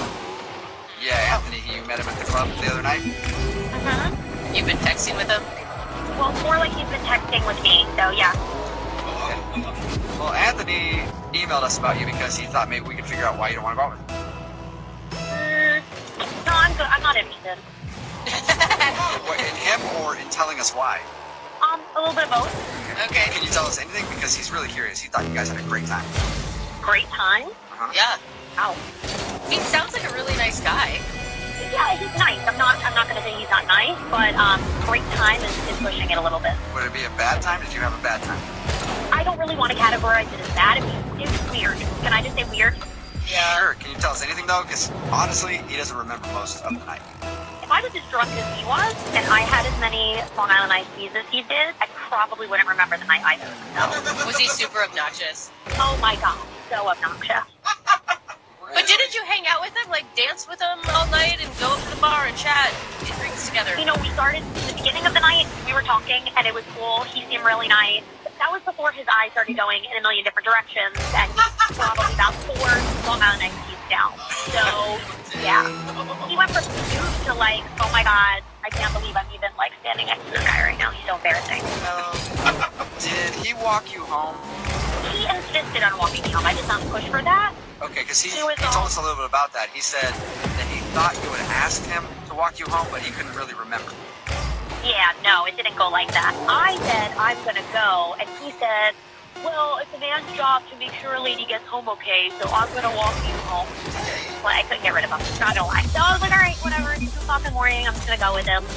It's funny because he thought he was walking me home, but it was more like me walking him home. Yeah. So were you the one that put him in a cab? Yeah. Okay. Yeah, he was wondering. He couldn't remember. He thought maybe you did or somebody else did. Yeah, no, it was just him and I. We were walking, and I really saw how drunk he was because he was starting to get emotional, talking about his dog that had passed away that he was close with, and oh my God, he was really going in, and I felt bad. It was getting deep. Okay, so you just want us to tell him that he was annoying and drunk, and that's why you don't want to go out. Yeah, and can you also tell him this? It is not okay to try to exchange your date for Taco Bell. What? Hello? Hi, is this Alicia? Yes, this is she. Who's this? This is Jubal from Brooke and Jubal in the Morning. How are you? What was that last name? Brooke and Jubal in the Morning? That'd be a weird last name. Very long last name. What? My name is Jubal, and I host a radio show called Brooke and Jubal in the Morning. Brooke is here. Hi, Alicia. Jose is also here. Hey, what's up? Okay, so there's 3 of us on the phone right now, and it is a radio show, like I said. Okay. Hi. The reason I'm calling you is because one of our listeners actually emailed us saying that he'd like us to call you. That's odd. It is kind of It odd. is. Everyone agrees with that. It's a segment we do on our show. It's called the Second Date Update. So you recently went out with a dude named Michael. Oh, great. That wasn't great. Awesome. Yeah, and Michael sent us an email because he's trying to reach out to you, but you're not getting back to him. He wants to know what he did. He's broke. That was blunt. We knew that, though. You're upset that you couldn't pay for the date. Hold on. How do you know he didn't pay for the date? Oh, because we talked to him. He told us about your date. And he said that he had a gift card that wouldn't work, and then he tried to use his mom's credit card, that wouldn't work, and then he couldn't call you. I'm sorry, say that again? He uses what? He used his mom's credit card? Oh, that was his mom's credit card. Oh, you didn't know that? I didn't know you didn't know that. Sorry. I didn't see the credit card. I just knew that it just declined. Yeah, no, I didn't mean to put him out there like that, Oh, but he has his no. mom's credit card. No, you're laughing harder at the situation. I mean, I thought it was broke. I didn't know you could borrow your mom's credit card on the road. Was that just a big turn off to you? Completely. I've dated tons of guys that have a lot of money, alright? I've also been on the flip side and dated guys that have not that much money at all. Aren't they the worst? You know? Terrible, aren't they, Alicia? What's wrong with dating poor guys? Let me say this, right now, for me, in my life, I cannot date anyone that is living check to check. I mean, how can you go on a date and not have any money to pay for it? Well, what if you had a good reason for that? A good reason to have zero money? That's not the type of guy I need in my life and I want to go on a date with. Don't you think it's I don't know, we're modern era. Women should make their own money. I do make my own money, but you're not going to ask me on a date. I show up, and you have all this fun, and we keep doing more and more, and you can't pay for anything at all? Yeah, I mean, I guess I make my own money, but I would also like to give someone else who makes their own money, and then we can both have our own money together. That's exactly what I'm talking about. That's what I mean. Look, I don't blame him for not having any money. I just don't want to date a guy like that right now. Okay, well, but what if you... Wait, Lisa, I do have money. Wait, what was that? Oh, that's Michael, who couldn't wait until we called him onto the phone. Michael! Hi. Oh my God, Michael! Michael, I went on a date with? Yeah, he was actually on the other line listening and wants to talk to you. What? Yes, Alicia, I'm sorry. I did call these people, but I had that night. I just had a bad situation. I was trying to contact you to tell you, but you weren't picking up at all. You weren't doing anything. You just ignored me the whole time. Michael, you were trying to pay with your mom's credit card. Well, you didn't know that it was my mom's credit card. You're just finding out today. So that still doesn't matter. I couldn't even get over home. Well, let me explain at least, all right? There's nothing to explain. You took me on a date and didn't have any money. The reason why I didn't have any money is because all my stuff got stolen right before the date. I called the shop, let my stuff out, something stole it. And I turn around for like 6 seconds, and next thing you know, everything's gone. I don't believe him. What? You don't What do you mean you don't believe him, Alicia? Really? All your stuff gets stolen right before the date, and then you still got on the date. I do have money. Matter of fact, I'm gonna have some really soon. As soon as my mom dies. What? What did you say, Michael? I said I'm gonna have a lot more money as soon as my mom dies. I mean, you're gonna have money when your mom dies? What are you talking about? Is she sick? I mean, no, she's fine. She's really fine. What? You know, eventually, I'm gonna have money. She quit antique. What is wrong with you? Exactly, Alicia, what is wrong with you, Michael? Your financial status is dependent on whether your mom lives or dies? I mean, there's no winner to it. I mean, eventually you're gonna die. We're all gonna die. Oh my gosh. I mean, I'm just saying, when she dies, I'm gonna inherit, her antique, and I'm just gonna sell them off. Wow. You've got some serious issues. I mean, I'm not saying I want her to God forbid you die anytime soon. I'm just saying eventually you're gonna die, and I don't have money. Eventually, I'm gonna come up on some antiques, Alicia, and then you can have some of that antique mommy death money. Oh my god! So gross, dude. And Michael, you are broke. That's what broke people say. Your mom's money is not your money. I mean, not yet, but in 20 years, I'm gonna be rich, and you're gonna sit there regretting that you didn't give me a second chance. Yeah, Alicia, you hear that? You're gonna regret it. So, would you like to go out with Michael again for a second date? We will pay for Absolutely it. not. We'll pay for it. We'll pay for it for now until he gets that antique That cash. antique money. Yeah. God. No, I'll pass. I'm good. Are you sure? You can be the queen of Michael's antique kingdom. No, thank you. I think someone else would be that lucky woman. Not I. Alicia, I gotta applaud your ability to read red flags. I didn't see him coming. You did. What are you talking about, red flag? My stuff was sold. Michael, I know you're having a rough time, and like I feel for you, and I'm not having a rough time. I'm just having a bad week. But life's gonna get really good really soon. Really soon? I thought you said... Yeah. What do you mean really soon? I just mean that, you know, further down the line, my mom's gonna pass away. Hey, when you said really soon, like, you're not planning anything, are you? It sounded ominous. No. I mean, I love my mom, but I know she's not gonna live forever. Okay. All right. All right. Someone call his mother right now. We're gonna send the welfare check out on your mom, and you guys, thank you very much for your time. Brooke and Jubal in the morning. Hello? Hi, can I speak to Thomas? No, this is not Thomas. This isn't Thomas? This is Glenn. Can I ask who's calling? Yeah, my name is Jubal. I'm calling from Brooke and Jubal in the morning. It's a radio show. Okay, hi. Hi, I was looking to speak with Thomas. Yeah, no. Okay. Well, you said your name was Glenn? Yep, it is. Okay. Well, Glenn, let me ask you a question. Did you start kind of an online relationship with a girl named Kristen a little while ago? Sorry, what is this about? Knew it. I wasn't answering my question, Glenn. Yeah, exactly, Glenn. Well, the reason that I'm asking you, Glenn, is because Kristen emailed us, because we do a segment on our show called The Second Date. That's where if you go out on a date with somebody and then they end up not calling you back after, you can email us and hopefully find out why. And she told us a little bit about meeting a dude named Thomas online and talking to him for over a month. Things got very heated to the point where Thomas and her were saying, I love you. And then there was supposed to be a dinner date and that never happened. But strangely, the phone number that you gave me for Thomas is for you. And your name's Glenn. Oh, yeah. No, sorry, I was confused. I am Thomas. Yeah, right, Glenn, we know that you're lying. Just come out with it. Why are you leading women on and telling them I love you on dating apps and toying with their emotions? That really hurts people. I know it sounds like that. No, let me explain. So Thomas is my middle name, and I go by Glenn sometimes and Thomas sometimes. But so you're admitting that you're the person that she was talking to? Yeah, no, I know Kristen, yeah. Yeah, wait, the Kristen that you were supposed to meet at the restaurant where you said you were in a restaurant in a different city, but then when she looked up that restaurant in a different city, that didn't exist? Wow, you know a lot about me.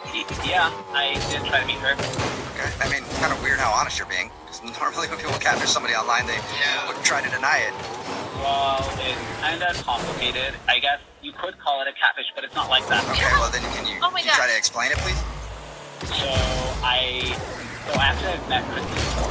What? Like, you mean like you had seen her picture on the same dating app or something? Well, that, but also I've met her in person. She just doesn't know that I'm who I say I am or who she's been talking to. What? Wow. Now that comes off as not only like catfishing and like an anal move, but creepy. You sound creepy. No. It's not creepy. I just wasn't expecting to talk about this right now. So I actually live in her building. You guys live in the same building? Yeah, it's not as I didn't move in to like stalk her. I live in the apartment underneath her, and I really like her, and I'm just really nervous to talk to her. Okay, no one brought up stalking. You're the only person that jumped to that conclusion, which is also a red flag. No, you guys are accusing me of making me sound like I'm crazy, but I'm not. I really like her, and this whole situation is weird, and I'm not a catfish. I'm not accusing you of anything. I'm just trying to figure out what you're doing. If it's not catfishing. Like I said, she lives in the unit above me, and I really like her. She's really cool and really pretty, and I'm a kind of nervous guy, so I thought I'd make this profile to get to know her, and then, meet her or talk to her in person with this information I have. And when you talk to her in person, and you showed up and you were the dude that lives downstairs, you didn't think that would go bad? Well, I was just trying to use the information to talk to her about things she would like, but a fake persona, I was never going to meet her as that. I mean, I was just using that to kind of get to know her better, but it got really out of hand. So you were basically like being a spy on a dating app in order to find out, I don't know, if she likes to go hiking, so that when you ran into her into the building, you could be like, oh, hey, I'm also going on a hike, let's go together. And then she would fall in love with the real you, not the fake you. Yes, exactly. Thank you for understanding. Whoa! No, Okay, so you catfished her to get research, things to talk to her about. Oh, that's so creepy. That is elaborate. Yeah, that's a lot of work. And then how did you let your fake persona say I love you to her online? I don't know, she's awesome, and I just got wrapped up into this fantasy. Okay, did you mean to actually schedule a date with her? Well, she was the one who was pushing it, and then I just thought since we talked a lot, like, she could see past the weird beginning to this relationship we're gonna have. Did you have any plan of actually meeting up with her? I did plan on it, and then I freaked out at the last moment. Oh, wow. So then what was your, wait, so everything backfired and now you're just giving up on everything? You're not stalking her anymore? Well, I was never stalking her, but yeah, I mean, it's all complicated. Yeah, super complicated. You know what else complicates it even more, Thomas? Kristen is actually on the phone, listening and wants to talk to you right now. Hello? Hello? Hi, Mystic. It's Janine. Yes, this is Janine. You know, dating is a lot like shopping at the grocery store for a great. Might be 5'4", but I'm 6'5" in a bed. You know, dating is a lot like shopping at the grocery store for a grapefruit. You can either sift through all the grapefruits to try to find that perfect one, you know, or you can take the easy way and just grab one of the ones on the outside that's been kicked around a little bit, it's a little damaged. It's a lot easier just to go for one of those grapefruits, you know. Sure, it might have some bugs and some bruises, but it's still a grapefruit. And that's what Huxley did today. Huxley's a man after my own heart and decided to go after the damaged grapefruit. Still working on this analogy. Hey, Huxley, what's the grapefruit's name? The grapefruit's name, she's an actual woman. Her name's Alicia. Alicia, all right. Tell us a little bit about Alicia. So, Alicia and I go like way, way back. We were good friends in college, and I was always like that guy that had a crush on her. Okay, wait, so you're the damaged grapefruit or she's the damaged grapefruit? Well, I guess in this scenario, we're both damaged grapefruit. A couple of damaged grapefruits trying to go out and have a good time. Yeah, I always had a crush on Alicia. She's always been like the most attractive girl. So she, of course, always had a boyfriend. And every single time that something would happen with her and her boyfriend, I was always the guy that was there for her. Oh, well, you were trying to position yourself, right? Well, no, I did have a crush on her, but I swear, Brooke, there was no like agenda. I'm a really good grapefruit. I'm one of the ones on the inside. So anyway, as we look at the present day, I see over Facebook that she got a divorce recently, and I saw maybe like a potential opening. You saw that she'd been divorced, and you're like, just damaged enough now that I could probably date her. Yeah, well, I thought, to be honest, I thought about some of the good times we had in college and figured why not reach out. I did see like a little bit of an opening that maybe something could develop. Like, she's single, I'm single, there's really no reason why not. And you guys had kind of dropped off in terms of your friendship post-college. Yeah, she got married pretty early on, and then I left, moved like a couple hundred miles away. I mean, keeping in touch today is so easy. But back then it wasn't like that easy, I guess. So yeah, we kind of fell out of touch with each other. And I decided, yeah, like I said, to reach out. And then, to my surprise, reached back out to me after I messaged her over Facebook. Did you proposition this as a date? No, well, I just kind of like shared my condolences, you know, on her divorce. That's never easy. And we started to like chit chat back and forth. And eventually I did ask her to like, you know, maybe we should meet up for drinks. She thought that was a good idea. Okay, but do you know, did she consider it a date when you guys went out? I didn't cross that boundary because I didn't know how fresh the divorce was. I didn't know she would be kind of turned off if I asked her on a formal date. You should have just sent her a message on Facebook that simply said breakup settings with a question. Yeah, I don't know if that would have worked. Keep that in mind for next time, all right? So, did you guys actually get together? We did, yeah. We met at a bar, and when I saw her walk through the door. It was like a total flashback to college, and like a lot of feelings were immediately felt by me. She did not age at all. I was like smitten, I guess. I don't know. I was like taken aback. It was cool. Like it was a cool moment. So how did drinks go? It was good. We had a couple of drinks, we caught up, and then she kind of opened up to me about her marriage, and because I knew the guy, and actually, like her vulnerability allowed me to open up about my divorce that I had too. So how did everything end with you guys?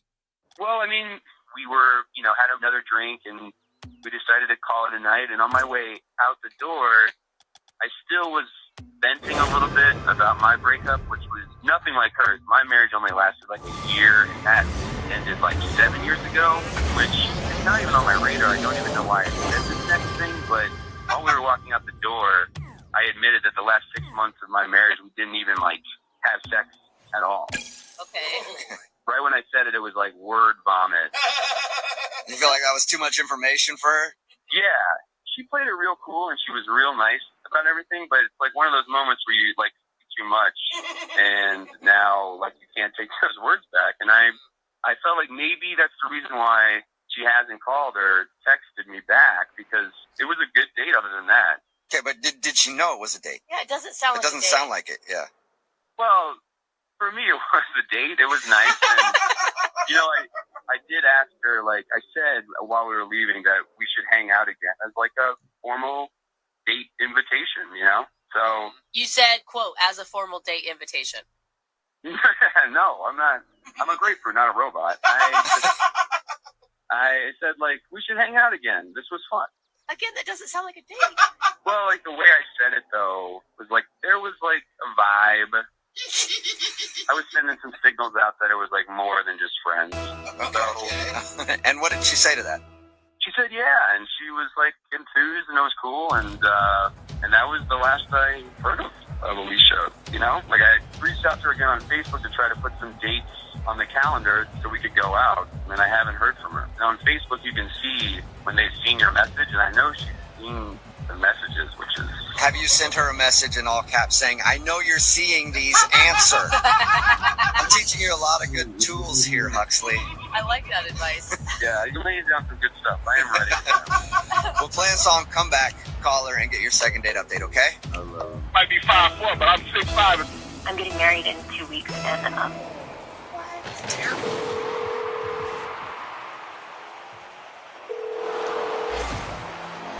hello. Hi, we're looking to speak with Aria. That's me. Oh, aren't you cousin? Wow. Hi, Aria. Hi. It's nice to talk to a friendly person on this every once in a while. We're a radio show. We're called Brooke and Jeffrey in the Morning. I don't know if you've heard of us. Uh-oh. Oh, don't worry. We're not doing a bad thing, I don't think. They're so cute. What's going on here, guys? We're doing this thing on our show called the Second Date Update, and we're trying to help out one of our listeners that you met up with about a week ago, a little bit more than that. His name's Ethan. Oh my gosh. Wait, actually? Yeah. Yeah. Are you sure? Are we sure? We're absolutely sure. We talked to Ethan. Okay. I told him that we went to college together. He just went to college with my sister. She, like, ripped this huge part. I'm in the middle of a second date, and if you're just joining us, Russell is on the phone, and he wants to call Tanya. He met her while he was shopping for a watch at a department store. Liked her so much that he actually bought a $400 watch. And then asked her out on a date. She agreed to go on a date. They met for dinner, but the date didn't last very long. Am I forgetting an important detail? Oh, that's right. She farted very loudly while she sat down at the table, then excused herself, and that's the last Russell has ever heard from Tanya. So we're about to get her on the phone and find out if the fart is the reason that she's not calling him back. Russell, this could really backfire. I mean, if she's so embarrassed about that fart, where everyone in the restaurant turned and looked at her, probably calling her out publicly about it is maybe not the best route to take. Well, we're doing it now, so... Okay. I hope that we can make her feel like, hey, total normal body function, not the best timing, we shouldn't be embarrassed, right? That's our goal here. Exactly, that's the primary goal. Okay. Make her feel okay, and then the secondary goal, like everything I want would be that she would go out. Yeah, Yeah. I really like her. Maybe if you get the dates and get her back to your house, she can fart on your couch. While you're watching Netflix. All right, I'm gonna dial her phone number. Here we go.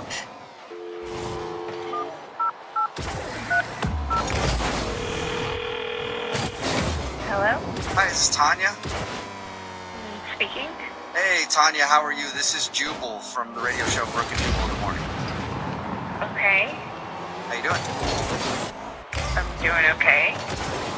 What can I do for you? It's like, how did you get my number? I'm calling you today because one of our listeners sent us an email asking if we could get you on the phone. What? Yeah, we do a segment on our show called The Second Date. It's where if you go out on a date with somebody and then don't call them back after, they can email us to get you on the phone and see if we can find out why. And we got an email from a dude named Russell. Oh my god. No, Yeah. no, Yeah, you know what, I don't want to... You got an email from Russell. I can't believe it. Okay, you know what, I don't want to... Tanya, just stay on the phone for a wait, second, hold Tanya. on. Hear us out here. Honestly, it's not bad. It's not bad. Hello? Tanya. Hey, Russell. I think Tanya hung up. Should I call her back? She's that embarrassed over a fart. No. I'm gonna call her back. Maybe you shouldn't. Yeah, no, I'm going to call her back and see if we can get her on. I'll try again. Hang on.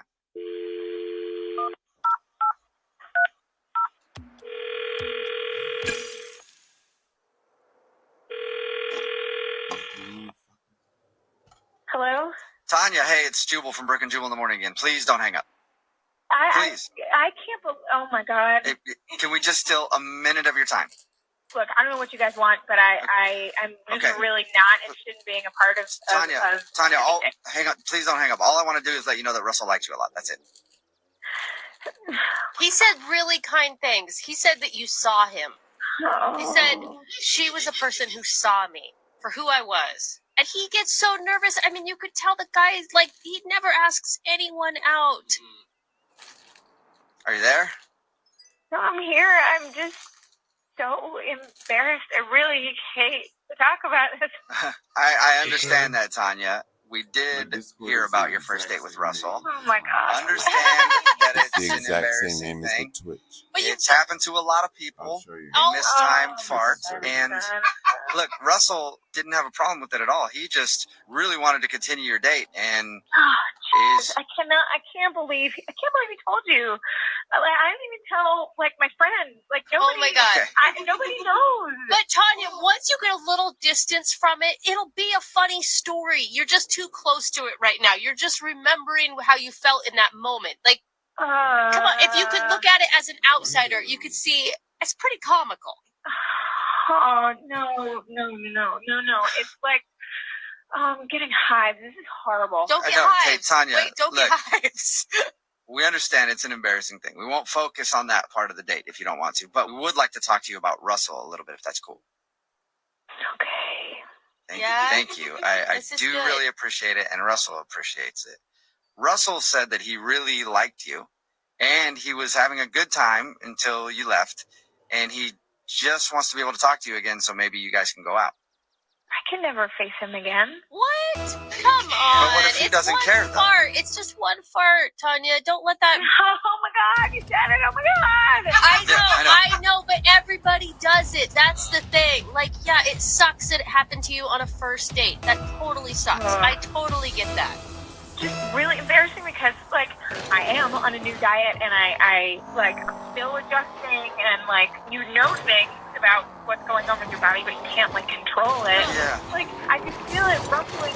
Of course, as soon as I got there, and I was just waiting for the moment. As soon as I could excuse myself, and I had no control. Yeah, it's understandable. It happens, and Russell wasn't really bothered by it at all. I think he understands that, and I know that you want to get off the phone and you're embarrassed, so I'm just going to tell you right now. Russell is actually on the other line listening and wants to talk. No! Yes! Wow, I haven't stubbed my toe in 5 months, I said with joys. I was then shot 57 times. Go. Hello? Hey, I was looking for Ray.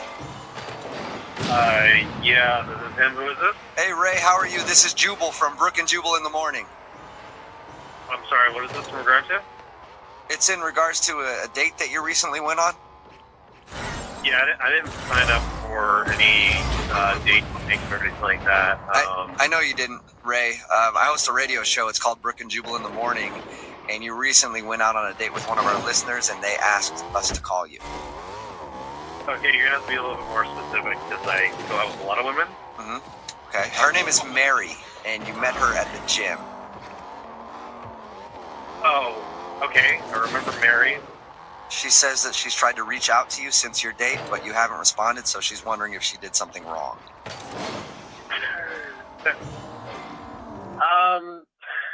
I know it's a weird phone call. It's a segment that we do on our show called the Second Date Update. If you don't call somebody back after a date and they have a question as to why, they'll email us so we can get you on the phone and ask. So we're asking on Mary's behalf if she did something wrong on your date. I mean, Mary's a nice girl and everything. I just, when you like meet somebody and you just feel like you're out of their league a little bit.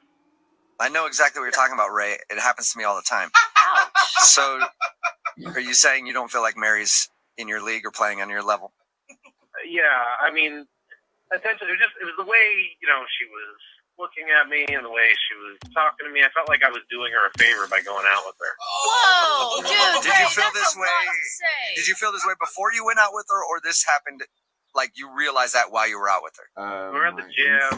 I got like this kind of desperate feel, and I was like, she's one of those girls I know I can sleep with if we went out again. So it's like, why do you think that you know you can sleep with her? Because she was excited to go out with you? Well, I mean, I don't really have a hard time finding women. Usually they just kind of come to me. And if the schedule permits, then Okay, so would you qualify your date with Mary as a pity date? Yeah, I feel like that's a little harsh, I mean, sometimes you just gotta slum it, you know what I mean? You gotta slum it? You just said that? Every once in a while, you gotta get back to charity. Dude, come on. Why would you even go out with her to begin with? I mean, I don't think you're doing someone a favor by considering them less than you. Area in the bar, so it's like in another room, so she might not have actually seen him. That would be so weird for him to just... Hello? Hi, can I speak to Ashley, please? Do you even understand how expensive those pants are? I shipped them in from Italy. They were handmade. Wow. Yeah, you lost $800. I mean, I'll tell you, completely honest, I wasn't physically attracted to her off the bat. Hello? Hi, is this Andy? Yes, this is him. Andy, what's up, dude? This is Jubal from Brook and Jubal in the Morning. All right. How can I help you? Well, I'm calling you today because we got an email about you from somebody who listens to the show. The show meaning what now? I don't understand. The radio show Brook and Jubal in the Morning, the one that you're currently on. Oh. I'm sorry, man. I'm getting ready for work right now. I can't do this right now. Well, if you just give us a few minutes, just like a minute of your time, I promise. Fine, but I don't have a lot of time. Okay. Well, I'll get straight to the point then, okay? We went out on a date the other day with somebody named Nicole. And she emailed us because she says you're not texting her back anymore, and she wants to know why. Yeah, well, not all first dates in the world meet on the date, Whoa. Can I go? Is that okay? Well, can you give us just like another second? We want to know why. Like I said, some dates don't need another one in the world, right? Like I said, that's all it really is. Whoa. But that's not really like an explanation of why. Can you just tell us why? I know you gotta go. I mean, I'll tell you completely honest, I wasn't physically attracted to her off the bat. Okay, wait, hold on. Because the way she described your date, like, that's fine, that happens, but it sounds like you were, like, kind of rude to her, man, on the date. I mean, yeah, I was. Why would you be rude to her? What? I mean, yeah, you're not attracted to her. Maybe you don't want another date. Whatever, that happens. We get it. But, like, why would you be rude to her? I don't know, man. She looks totally different on Tinder, You get one of those profiles that's like, oh, she's beautiful, but then you see her in person and you're like, no, I can't do this. She looked exactly like my sister, okay? What? Wait, so now, wait, hold on. I mean, I'm glad you're not attracted to your sister, but, like... We've had second dates where people have been like, dude, it was awesome. She looked like my sister, so it's good to hear that you're kind of... What? Not going that way with it, but... Why be rude, though? Why not just sit there and at least have a good time? Look, I don't want to waste anybody's time. I don't want to go on a date with somebody who looks like my sibling. I don't know, know, man. That just still feels kind of weird, like that you would like make her pay and everything. Look, I tried everything to turn her off. I talked about my fantasy football all the time. I thought I'd go on for like a half an hour about the fantasy football, and she wouldn't want to like talk to me anymore. You know? Oh, so you were purposely doing those things? Hell yeah, I did that. And after the meal, I felt this huge belt. She thought that was cute. She didn't tell us about that part. No, and we get out to the parking lot, and we're standing there in the parking lot, and I'm like, I parked in like a handicap spot for like 2 hours, and she thought that was funny. She didn't think that was like the dirty thing to do. So, I mean, at this point, like, are you, I'm almost even questioning her? I am. I'm like, is there anything that can turn you off? You know? Can I literally say I'm on work relief right now? I have to go back to prison tomorrow, and she'll think that's cute. That is sexy. I like him. He's committed to his job. Has to be, but whatever. Yeah, so I don't even know what's up with this chick. I'm just happy that I don't have to talk to her again. That's all that really matters to me. So. Well, you kind of do, because she's on the other line listening, wants to talk to you. You're joking.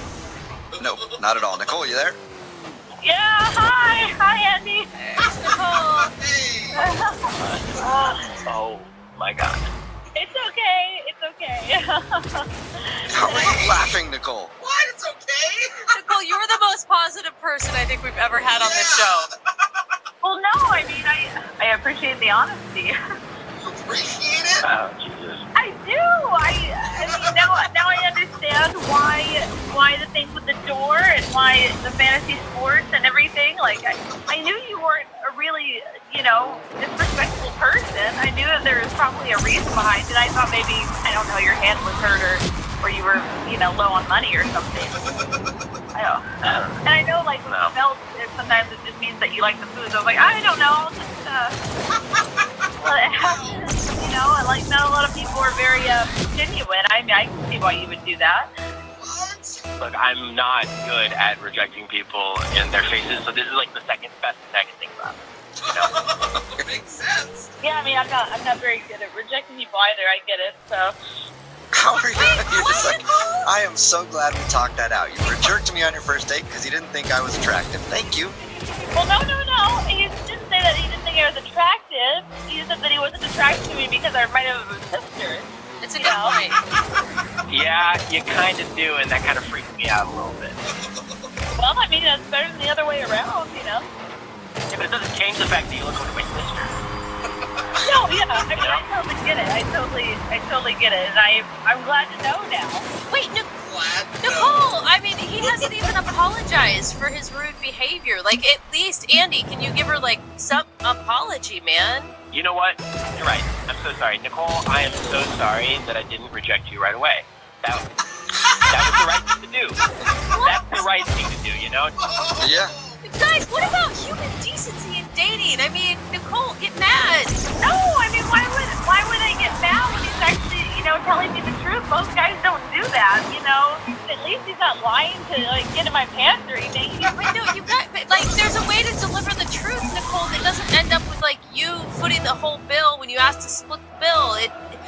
Without him being rude and parking in handicapped parking lots. You can be honest and still be respectful of people. Excuse me, I paid the tip. Oh my God. He did pay the tip, and I didn't mind paying for the dinner. And I mean, I thought you were cute and fun, so it was well worth it to me. All right. Nicole, you're the most understanding person Wow. ever. I have been told that. But you do look like Andy's sister. That is a problem, I guess. Yeah. But I still have to ask Andy. Andy, would you like to go out with Nicole on another date? We'll pay for it. Oh, man. I have a really hard time saying no.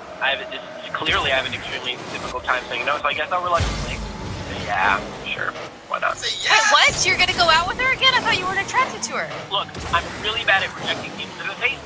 So, yeah, I'll take the date. We can go out as friends. You guys pay for it. That's great. Nicole. So, friend date. Nicole, are you still down to go out with Andy? Yeah, I want to. Oh, Nicole. There you go. Nicole, you're turning yourself into a doormat. Yeah.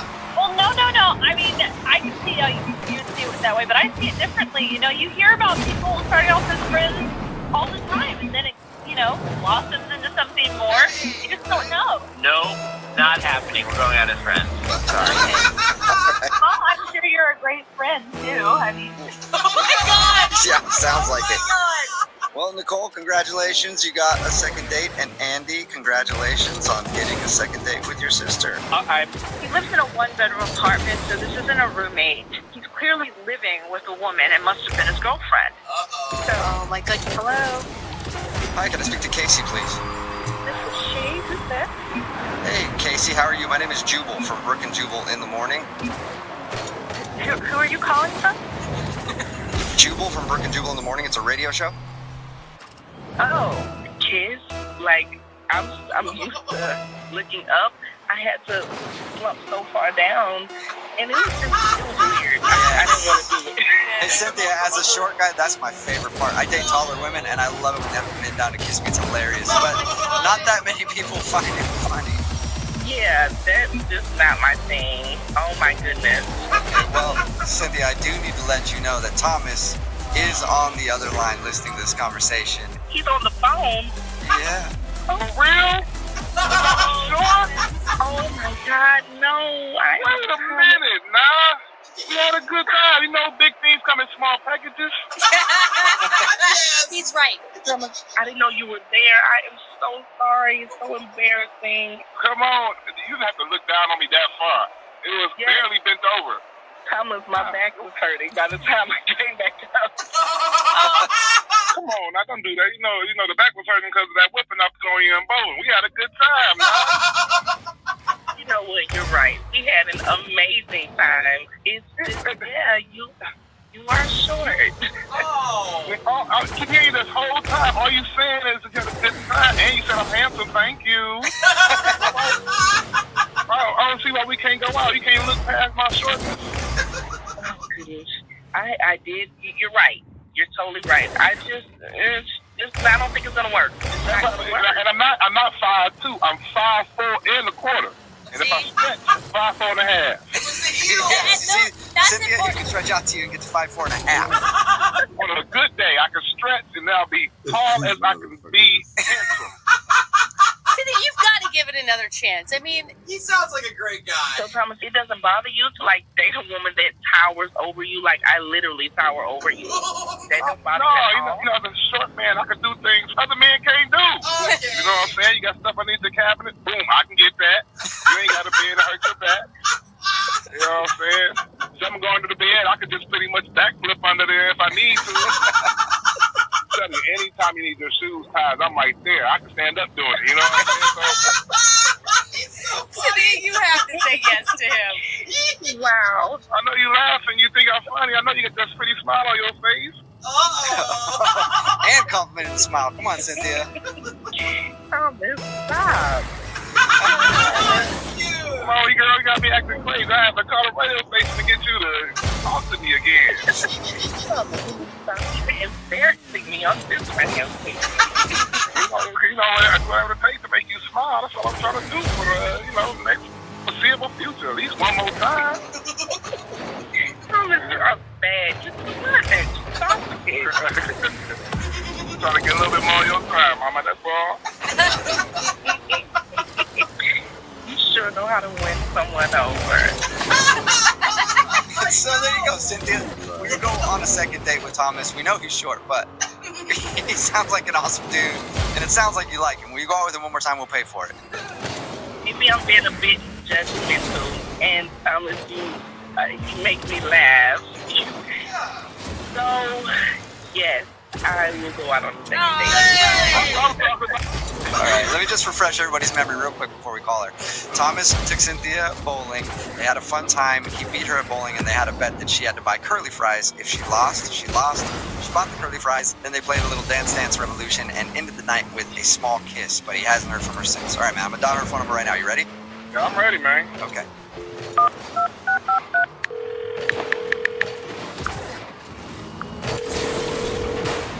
Hello? Hi, can I speak to Cynthia, please? Hello, this is she. Hey, Cynthia, how are you? This is Jubal from Brook and Jubal in the Morning. Hi, this is who? Jubal from Brook and Jubal in the Morning, the radio show. Okay. My act works, Beautiful mess. She just kind of looks like if I'm gonna. Yeah, I've been listening the whole time. I didn't know you were there. Yeah, I've been listening the whole time. You know, that's Beautiful mess. She just kind of looks like, if I'm gonna be honest, like she's been around the block. Okay.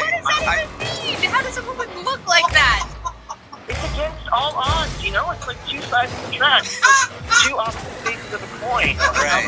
How much more different can someone be? So you're saying that you are a very successful, smart man, and she's just a mess who's been around.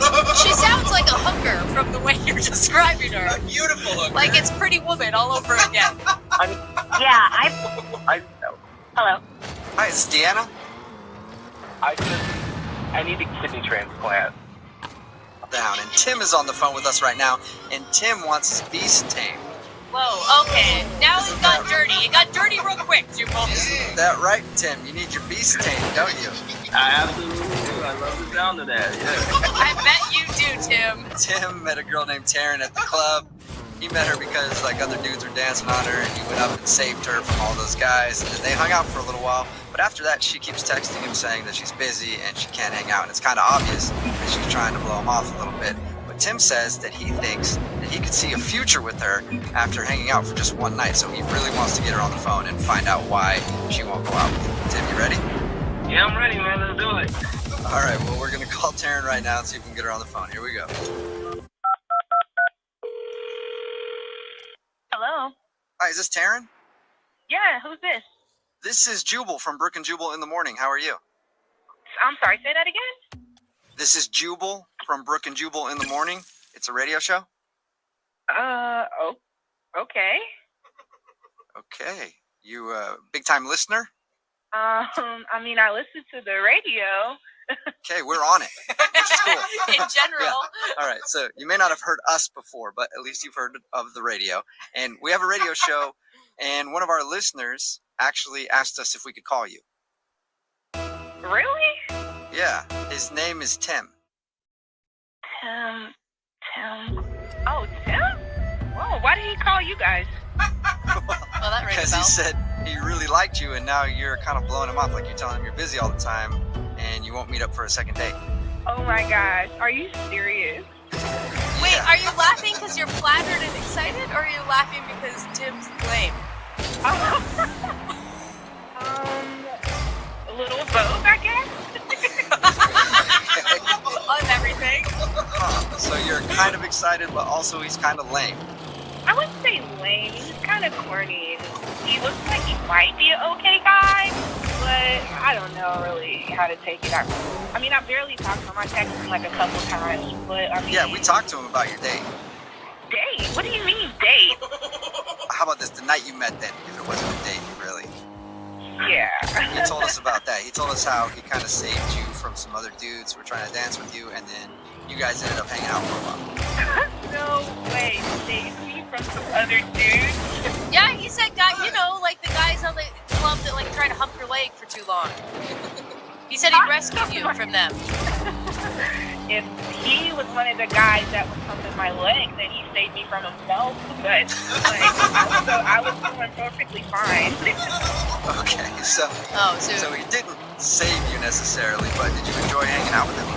I mean, he was just coming off like kind of like machismo, like he talks to a lot of women or talks to women all the time. So I was just like, that was my first time going to that place, and I mean, it seems like he was kind of popular too, because it was like all the waitresses were coming all over him, and they were like high-fiving him, and he was like the party guy, I guess. So you think he's a player, and that's why you don't want to go out with him? Yeah, 'cause I don't really date a lot of people. I'm pretty selective just because nowadays you just never can be too sure, so I just rather not spread my energy too thin. So that is actually really smart. Yeah, he just came across almost like a little bit cheesy too. So if he would have been more sincere and kind of like, I don't know, more vulnerable about who he was, would you have given him a shot then? I don't know. I don't know who his real self is, but he came across like, he has a monster truck or something. I don't know. It's weird. It's funny that you say people have ulterior motives. because I need to let you know that he's actually on the other line listening right now and wants to talk to you. What the are you serious? Yes, I am. Best response ever. Tim, are you there? Hey, yeah, I'm here. What's going on, Taryn? How you doing? Oh, hi, Tim. It's nice to hear your voice. Yeah, nice to hear yours too. Tim! That's convincing. That's the Taryn I know and love. Oh my gosh, it's crazy. So you kind of surprised by all of this, or what? Yes, like, what is going on? Like, wait, I mean, I just haven't heard from you, so I by any means necessary, I needed to hear your voice and wanted to get in contact with you again, hang out some more, and you definitely made an imprint on my life and in my heart, so I'd like to talk to you some more. wow, I mean, that's really sweet, Tim. This is all very flattering, but I don't know if you've been listening, but, you know, you kind of came across as someone that's, like, really not my type. Like, I'm more of a laid-back. I want someone who's just, you know, calm, relaxed, can be themselves, and I really didn't get that vibe from you, so I don't know. I don't feel like it would be a good... With a test! A test? Who gets test on first date? Like, I'm not flying for, like, a loan or anything. Like, why am I being tested? Hello? Hi, is this Colin? Yeah, who's this? Hey, Colin, how are you, man? This is Jubal from Brook and Jubal in the Morning. Okay. Okay. It's a radio show. You ever heard of it? Nah, I don't even listen to the radio. Well, that's okay. Did I, like, win something or what? No, you didn't. Listen, and you still win. Colin, we do a segment on this show. It's called the Second Date Update. It's where we go out on a date with somebody and then end up not wanting to see them after. They can email us to get you on the phone and ask why. So we recently got an email about you. Alright, is this like a game show or something? I mean, I guess, sort of. Yeah. Like a dating Colin, yeah, game it's a second date game show right now. Alright, cool, let's do this. It is not actually a game show. Like you're not gonna compete for a prize. Well, maybe you're competing for a prize. I don't know. Anyway, we got an email about you from a girl named Amy that you went to a winery. Oh, I don't really want to be on this game show anymore. Too late, Colin. You're locked in now. Amy wants to know why you don't want to see her again. She said a lot of really nice things about you. She was nice, but like I don't like to use the word crazy, but... Psycho? Would you like to go with that instead if you don't want to use crazy? That's I mean, there are other words you could use. Maybe she's just like unhinged or something. Whoa, I feel like that's more intense than crazy. She didn't sound unhinged when we talked to her. You guys talked to her? Yeah, we talked to her. She sent us an email about your date, and we talked to her a little bit about it. She sounded perfectly normal to me. Said that you guys had a great time, and now you're like, it's obvious that you don't want to see her again.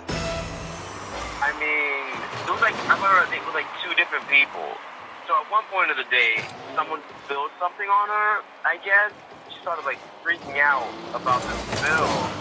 And I was like looking, and I didn't see anything. Like I looked on her shirt, I looked on her, like everything she was wearing. I'm like, I don't see any spill. And then she started going on like, oh, it's on my shoe. You spilled water on my shoe. And I looked at her shoe. I don't see anything on her shoe. Like, she's really going over the top. And I don't even see the spill. So I'm like, I'm trying to, like, help her. So I'm like, do you need tissues? Do you need, like, a napkin?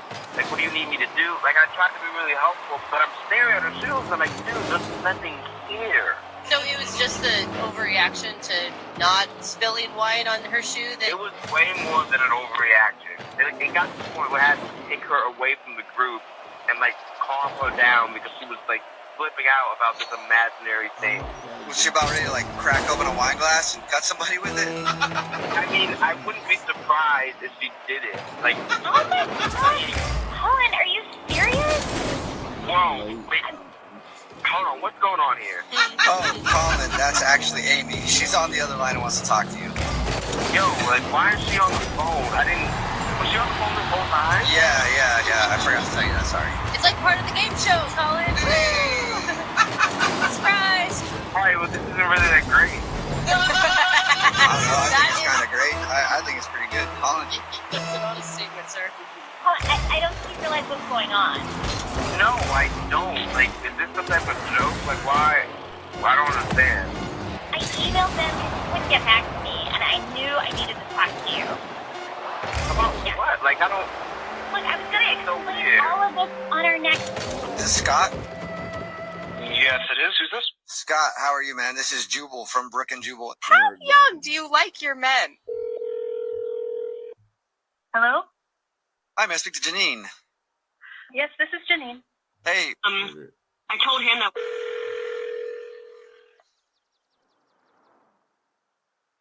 Hi. Hey.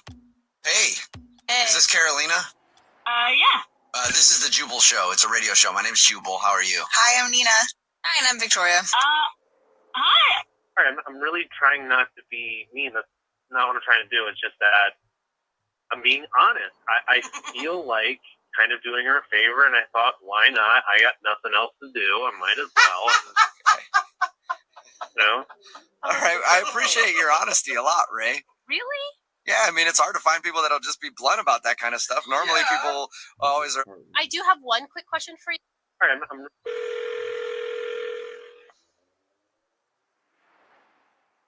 Hi. Hey. Hey. Is this Carolina? Yeah. This is the Jubal Show. It's a radio show. My name's Jubal. How are you? Hi, I'm Nina. Hi, and I'm Victoria. Hi. Do you listen to... All right, I'm really trying not to be mean. That's not what I'm trying to do. I do have... Good today. I'm sorry to be the bearer of bad news, but we are actually going to have to cancel the party for your daughter this weekend. I'm really sorry. Hello. Hi, I was looking for Jamie. This is she. Hey, Jamie, this is Mark Steele. I'm calling from Ventures Entertainment. How are you doing? Oh, I'm doing great. Thank you. How are you? Well, I'm not too good today. I'm sorry to be the bearer of bad news, but we are actually going to have to cancel the party for your daughter this weekend. I'm really sorry. You're calling to cancel? I'm not understanding. I booked her party 3 months ago. This is her 5th birthday party. I called and spoke with your associates 3 months ago and got this scheduled. I do see that on my notes. I do see that you had it scheduled a little while ago. But we kind of double booked, and so it's just not going to work out. And I appreciate you understanding that. Okay. Well, actually, I don't understand that. What do you mean you double booked? Double booked for what? Well, double booking usually means that 2 parties were booked for the same space at the same time. I know what double booking means. How did it happen? Honestly, I don't think the details are really going to help in this situation. Excuse me? No, I think the details are important. If you're telling me that I booked my party 3 months ago, but you have it double booked and you're not going to give me the details, that doesn't make sense. Point taken. And all right, fine. I'll give you some of the details if you have to know. Well, a mom came in here earlier today with the cutest little kids. They were twins, these 6-year-old twins. Oh my God, please do not tell me that you gave away my space to someone who walked in today. Don't you dare tell me that. Well, I cannot tell you that, but that is what happened. You gave away my spot that I booked 3 months ago? Are you kidding me right now? Well, now I understand you're upset, but she told me she messed up and should have scheduled something a long time ago. Oh and my asked, God, so you're going to punish my daughter for her not scheduling? Like, are you kidding me right now? If you would have seen these 2 little twins and their shiny little faces, you would have not been able to say no. You cannot be serious. No, you're going to need to call that lady back, and you're going to let her know that I have already paid my deposit. I literally already have family and friends coming from all over to come to my daughter's birthday party. Well, this is absolutely unethical. You absolutely cannot do that. I suppose I could do that, but if you would have seen these 2 twins and their darling little faces, you would not want to disappoint them. About their faces. Are you kidding me right now? No, I'm not kidding you, and I don't appreciate that sort of language around here.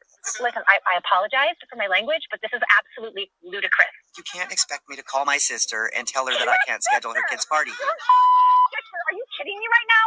Are you telling me that you are giving away my spot because of your family member? I should say that's actually a fact that I was not wanting to say out loud, and that was an accident. Well, you did say it, so it's too late. So you just admitted to me that you bumped my reservation for your sister. Well, now, I didn't bump it for my sister.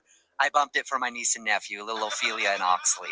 I literally don't get. Please do not say how adorable they are one more time. They are. This is a professional establishment. This has absolutely nothing to do with your niece and nephew, Ophelia. Well, but if you met little Ophi and Oxy, they are so cute. They are just the sweetest pair of little niblets. Yeah, I'm sure. Just want to eat them up.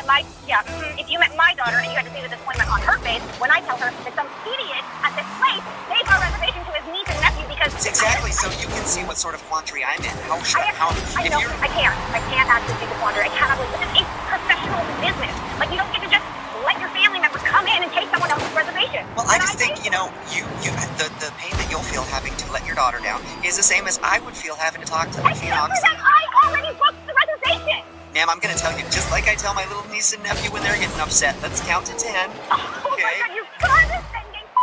You count to 10.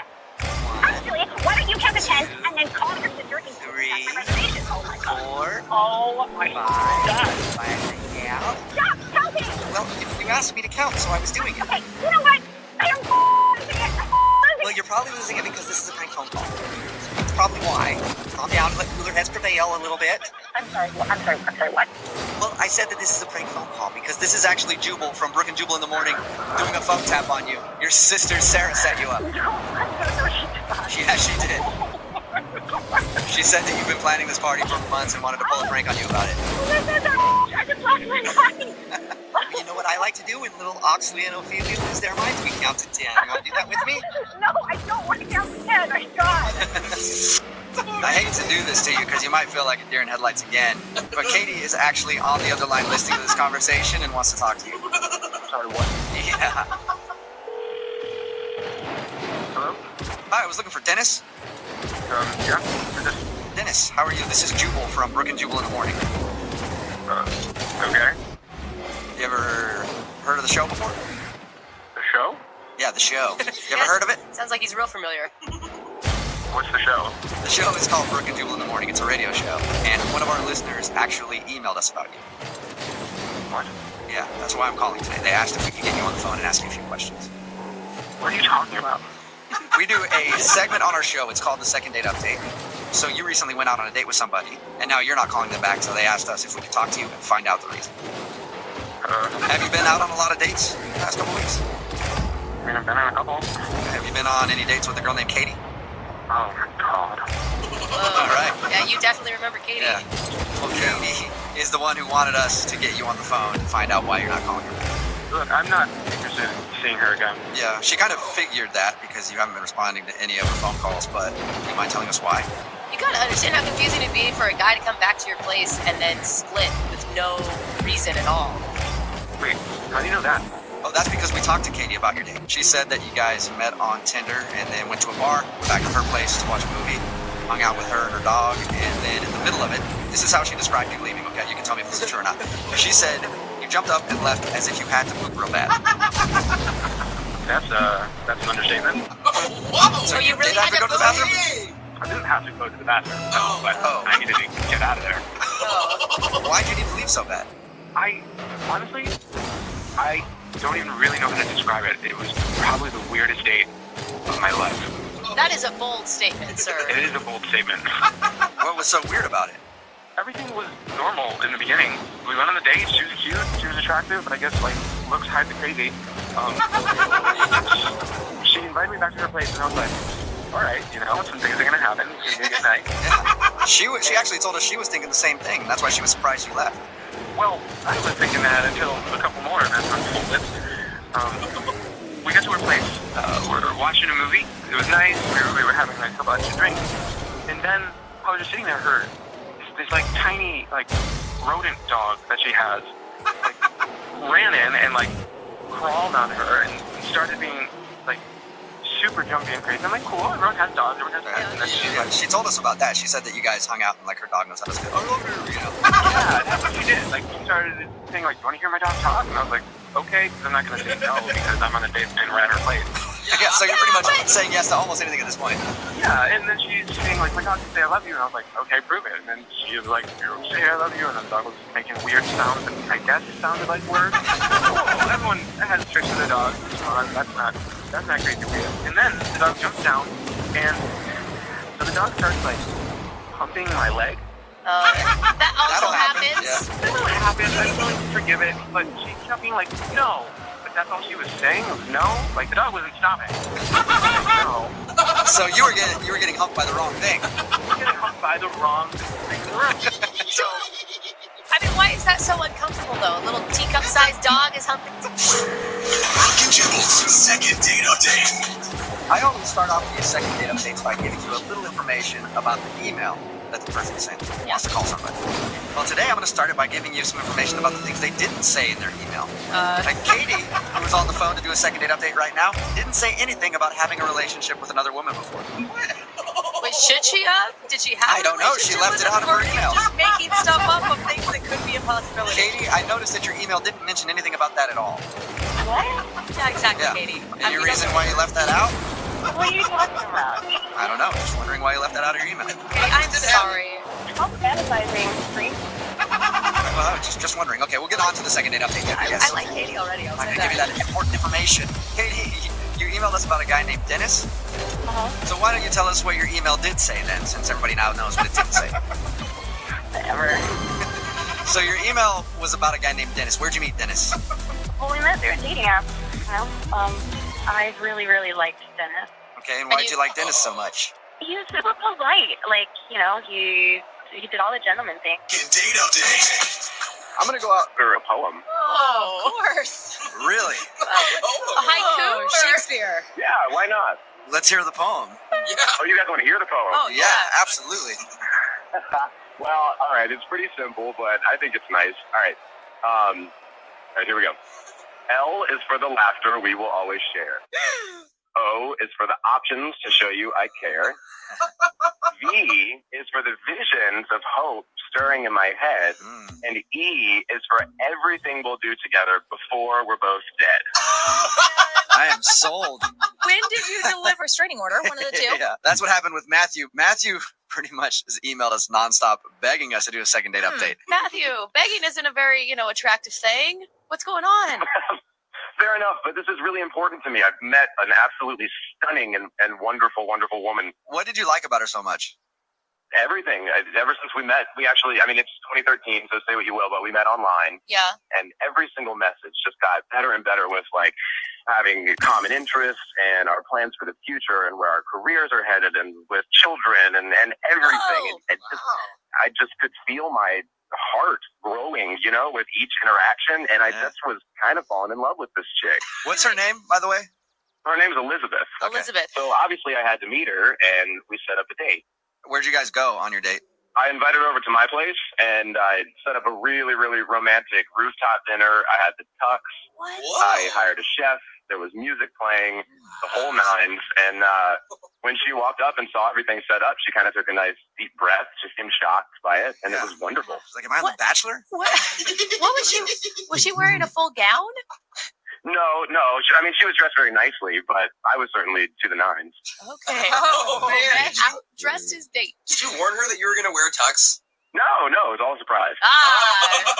What was her reaction to all of this craziness? She seemed to really enjoy it and be appreciative. She was a little bit kind of like, wow, this is a lot of planning and everything. But after she kind of got acclimated to the space and everything, It sounds like you just took a puppy home after it got used to say, sorry, continue. Well, it's a lot to take in. It was, I thought it was really lovely. What was your line? I feel like you probably had some lines planned out for this girl since you had such high expectations. I didn't have any lines planned out, but, I wrote some lines. I wrote a poem. Oh, of course. Really? A haiku? Shakespeare. Yeah, why not? Let's hear the poem. Oh, you guys want to hear the poem? Oh, Yeah, absolutely. Well, all right. It's pretty simple, but I think it's nice. All right. Here we go. L is for the laughter we will always share. O is for the options to show you I care. V is for the visions of hope stirring in my head. And E is for everything we'll do together before we're both dead. I am sold. When did you deliver the poem to her? I delivered the poem right after we had dessert. You don't think maybe that's a little much? It's always good to talk about death in your first date, What did she say? I just, y'all are naysaying my poem. I think that you guys just don't understand what it's like to be in love with someone. What did she say? What was her response? She said thank you, and she seemed to enjoy it. She was smiling. And then she hugged me and said that she'd be in touch and that the whole evening was really romantic and she was appreciative of it. But no kiss? No kiss, but that doesn't mean anything. I think it means a lot. It means a whole hell of a lot. After you go through the trouble of doing all of that and a poem and everything and you don't get a kiss, it might mean it kind of rubbed her the wrong way a little bit. Well, I'm not playing for the moment. I'm playing for the future. You are the most optimistic man I think we have ever come across. Yeah. So, what do what are you hoping to tell her? Would we, if we get a hold of her, I guess? I just want to tell her that I'm still thinking about her and that I would like to have another date with her. Okay. All right, you ready to give her a call then? Yeah, I would love to. I would love that. All right, here's my little poem. H is for hold. O is for on. And then I don't have anything else to go with for like 3.5 minutes. So hold on for like 3.5 minutes, and then we'll call her and see when we get your second date update, okay? Okay, I'm looking forward to it. Moving 92.5. Brooke and Jubal in the mornings. Second date update. You know, a lot of women would love a date like Matthew planned for Elizabeth. Maybe like 4 or 5 months into the relationship, though. Not on a first date. If you missed the first part of the second date update, what we know about Matthew's date is he invited Elizabeth up to his rooftop deck, hired a chef, dressed in a tuxedo. What else did you do, Matthew? I had music playing and I had the sunset timed out perfectly with dinner. It was all, you know, Matthew. kind of, yeah. What's the main thing that you did, though, at the end of it? I read her a poem. He wrote a poem for her at the end of the date. I forgot to ask, did you drop the L-bomb? Well, in the poem, yes. Oh. Remember, L is for, O is for. It's all Yeah, love so it's there. spelled out love. Yeah, it's spelled out love, right? Have you done this before for girls? Is this your thing? I mean, like I said before, I'm looking for someone for the future, and this person seems to be on the same lines of planning and everything. Can't argue with a man that knows what he wants. Yeah. All right. You ready to give her a call? Yes, absolutely. Before I do this, I just want to make sure I'm not like violating any kind of restraining order by doing this. No. All right. Let's see lies. Hold on, okay? Hello. Wouldn't mind helping you find this, but It's Brooke and Jubal. No, most of the time when people... Like, let's say, I guess a third nipple. Oh. Hello? Hi, may I speak to Janine? Yes, this is Janine. Is this Scott? Miss Bronx. Yeah, probably on an orange phone. I'm not sure. But Ember, are you still there? yeah. Hi, Ryan. What's up? Oh my God, I'm. Yeah, her hair was different. It was 40 pounds different. You left. Yeah, probably on an orange phone. Oh my God.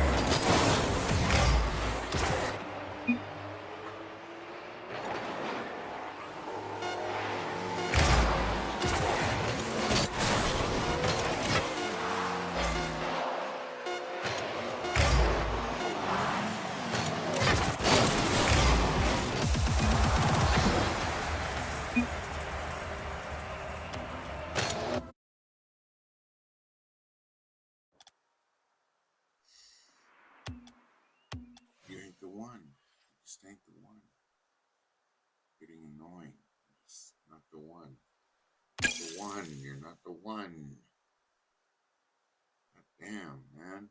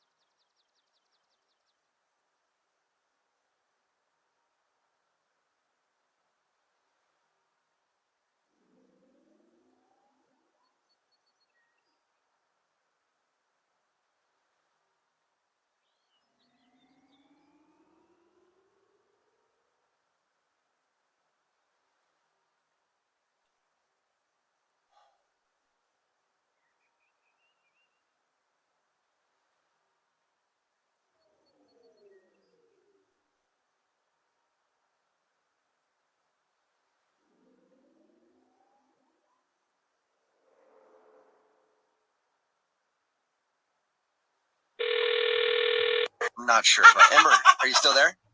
Yeah, hi Ryan. What's up? Oh my God, I'm sorry. I had no idea you were there. Well, I am. So. Amber, are you obsessed with Orange, or did it just happen? Miss Bronx. Why are you laughing, sweetheart? Yeah, her hair was different. It was 40 pounds different. Where's the last? Activate vacation mode. Greatest janitor is Richard, and I've been getting tattoos for the last 30 years. Hi, yes. Can I please get a number 1? Hello? Yeah, I heard you the first time.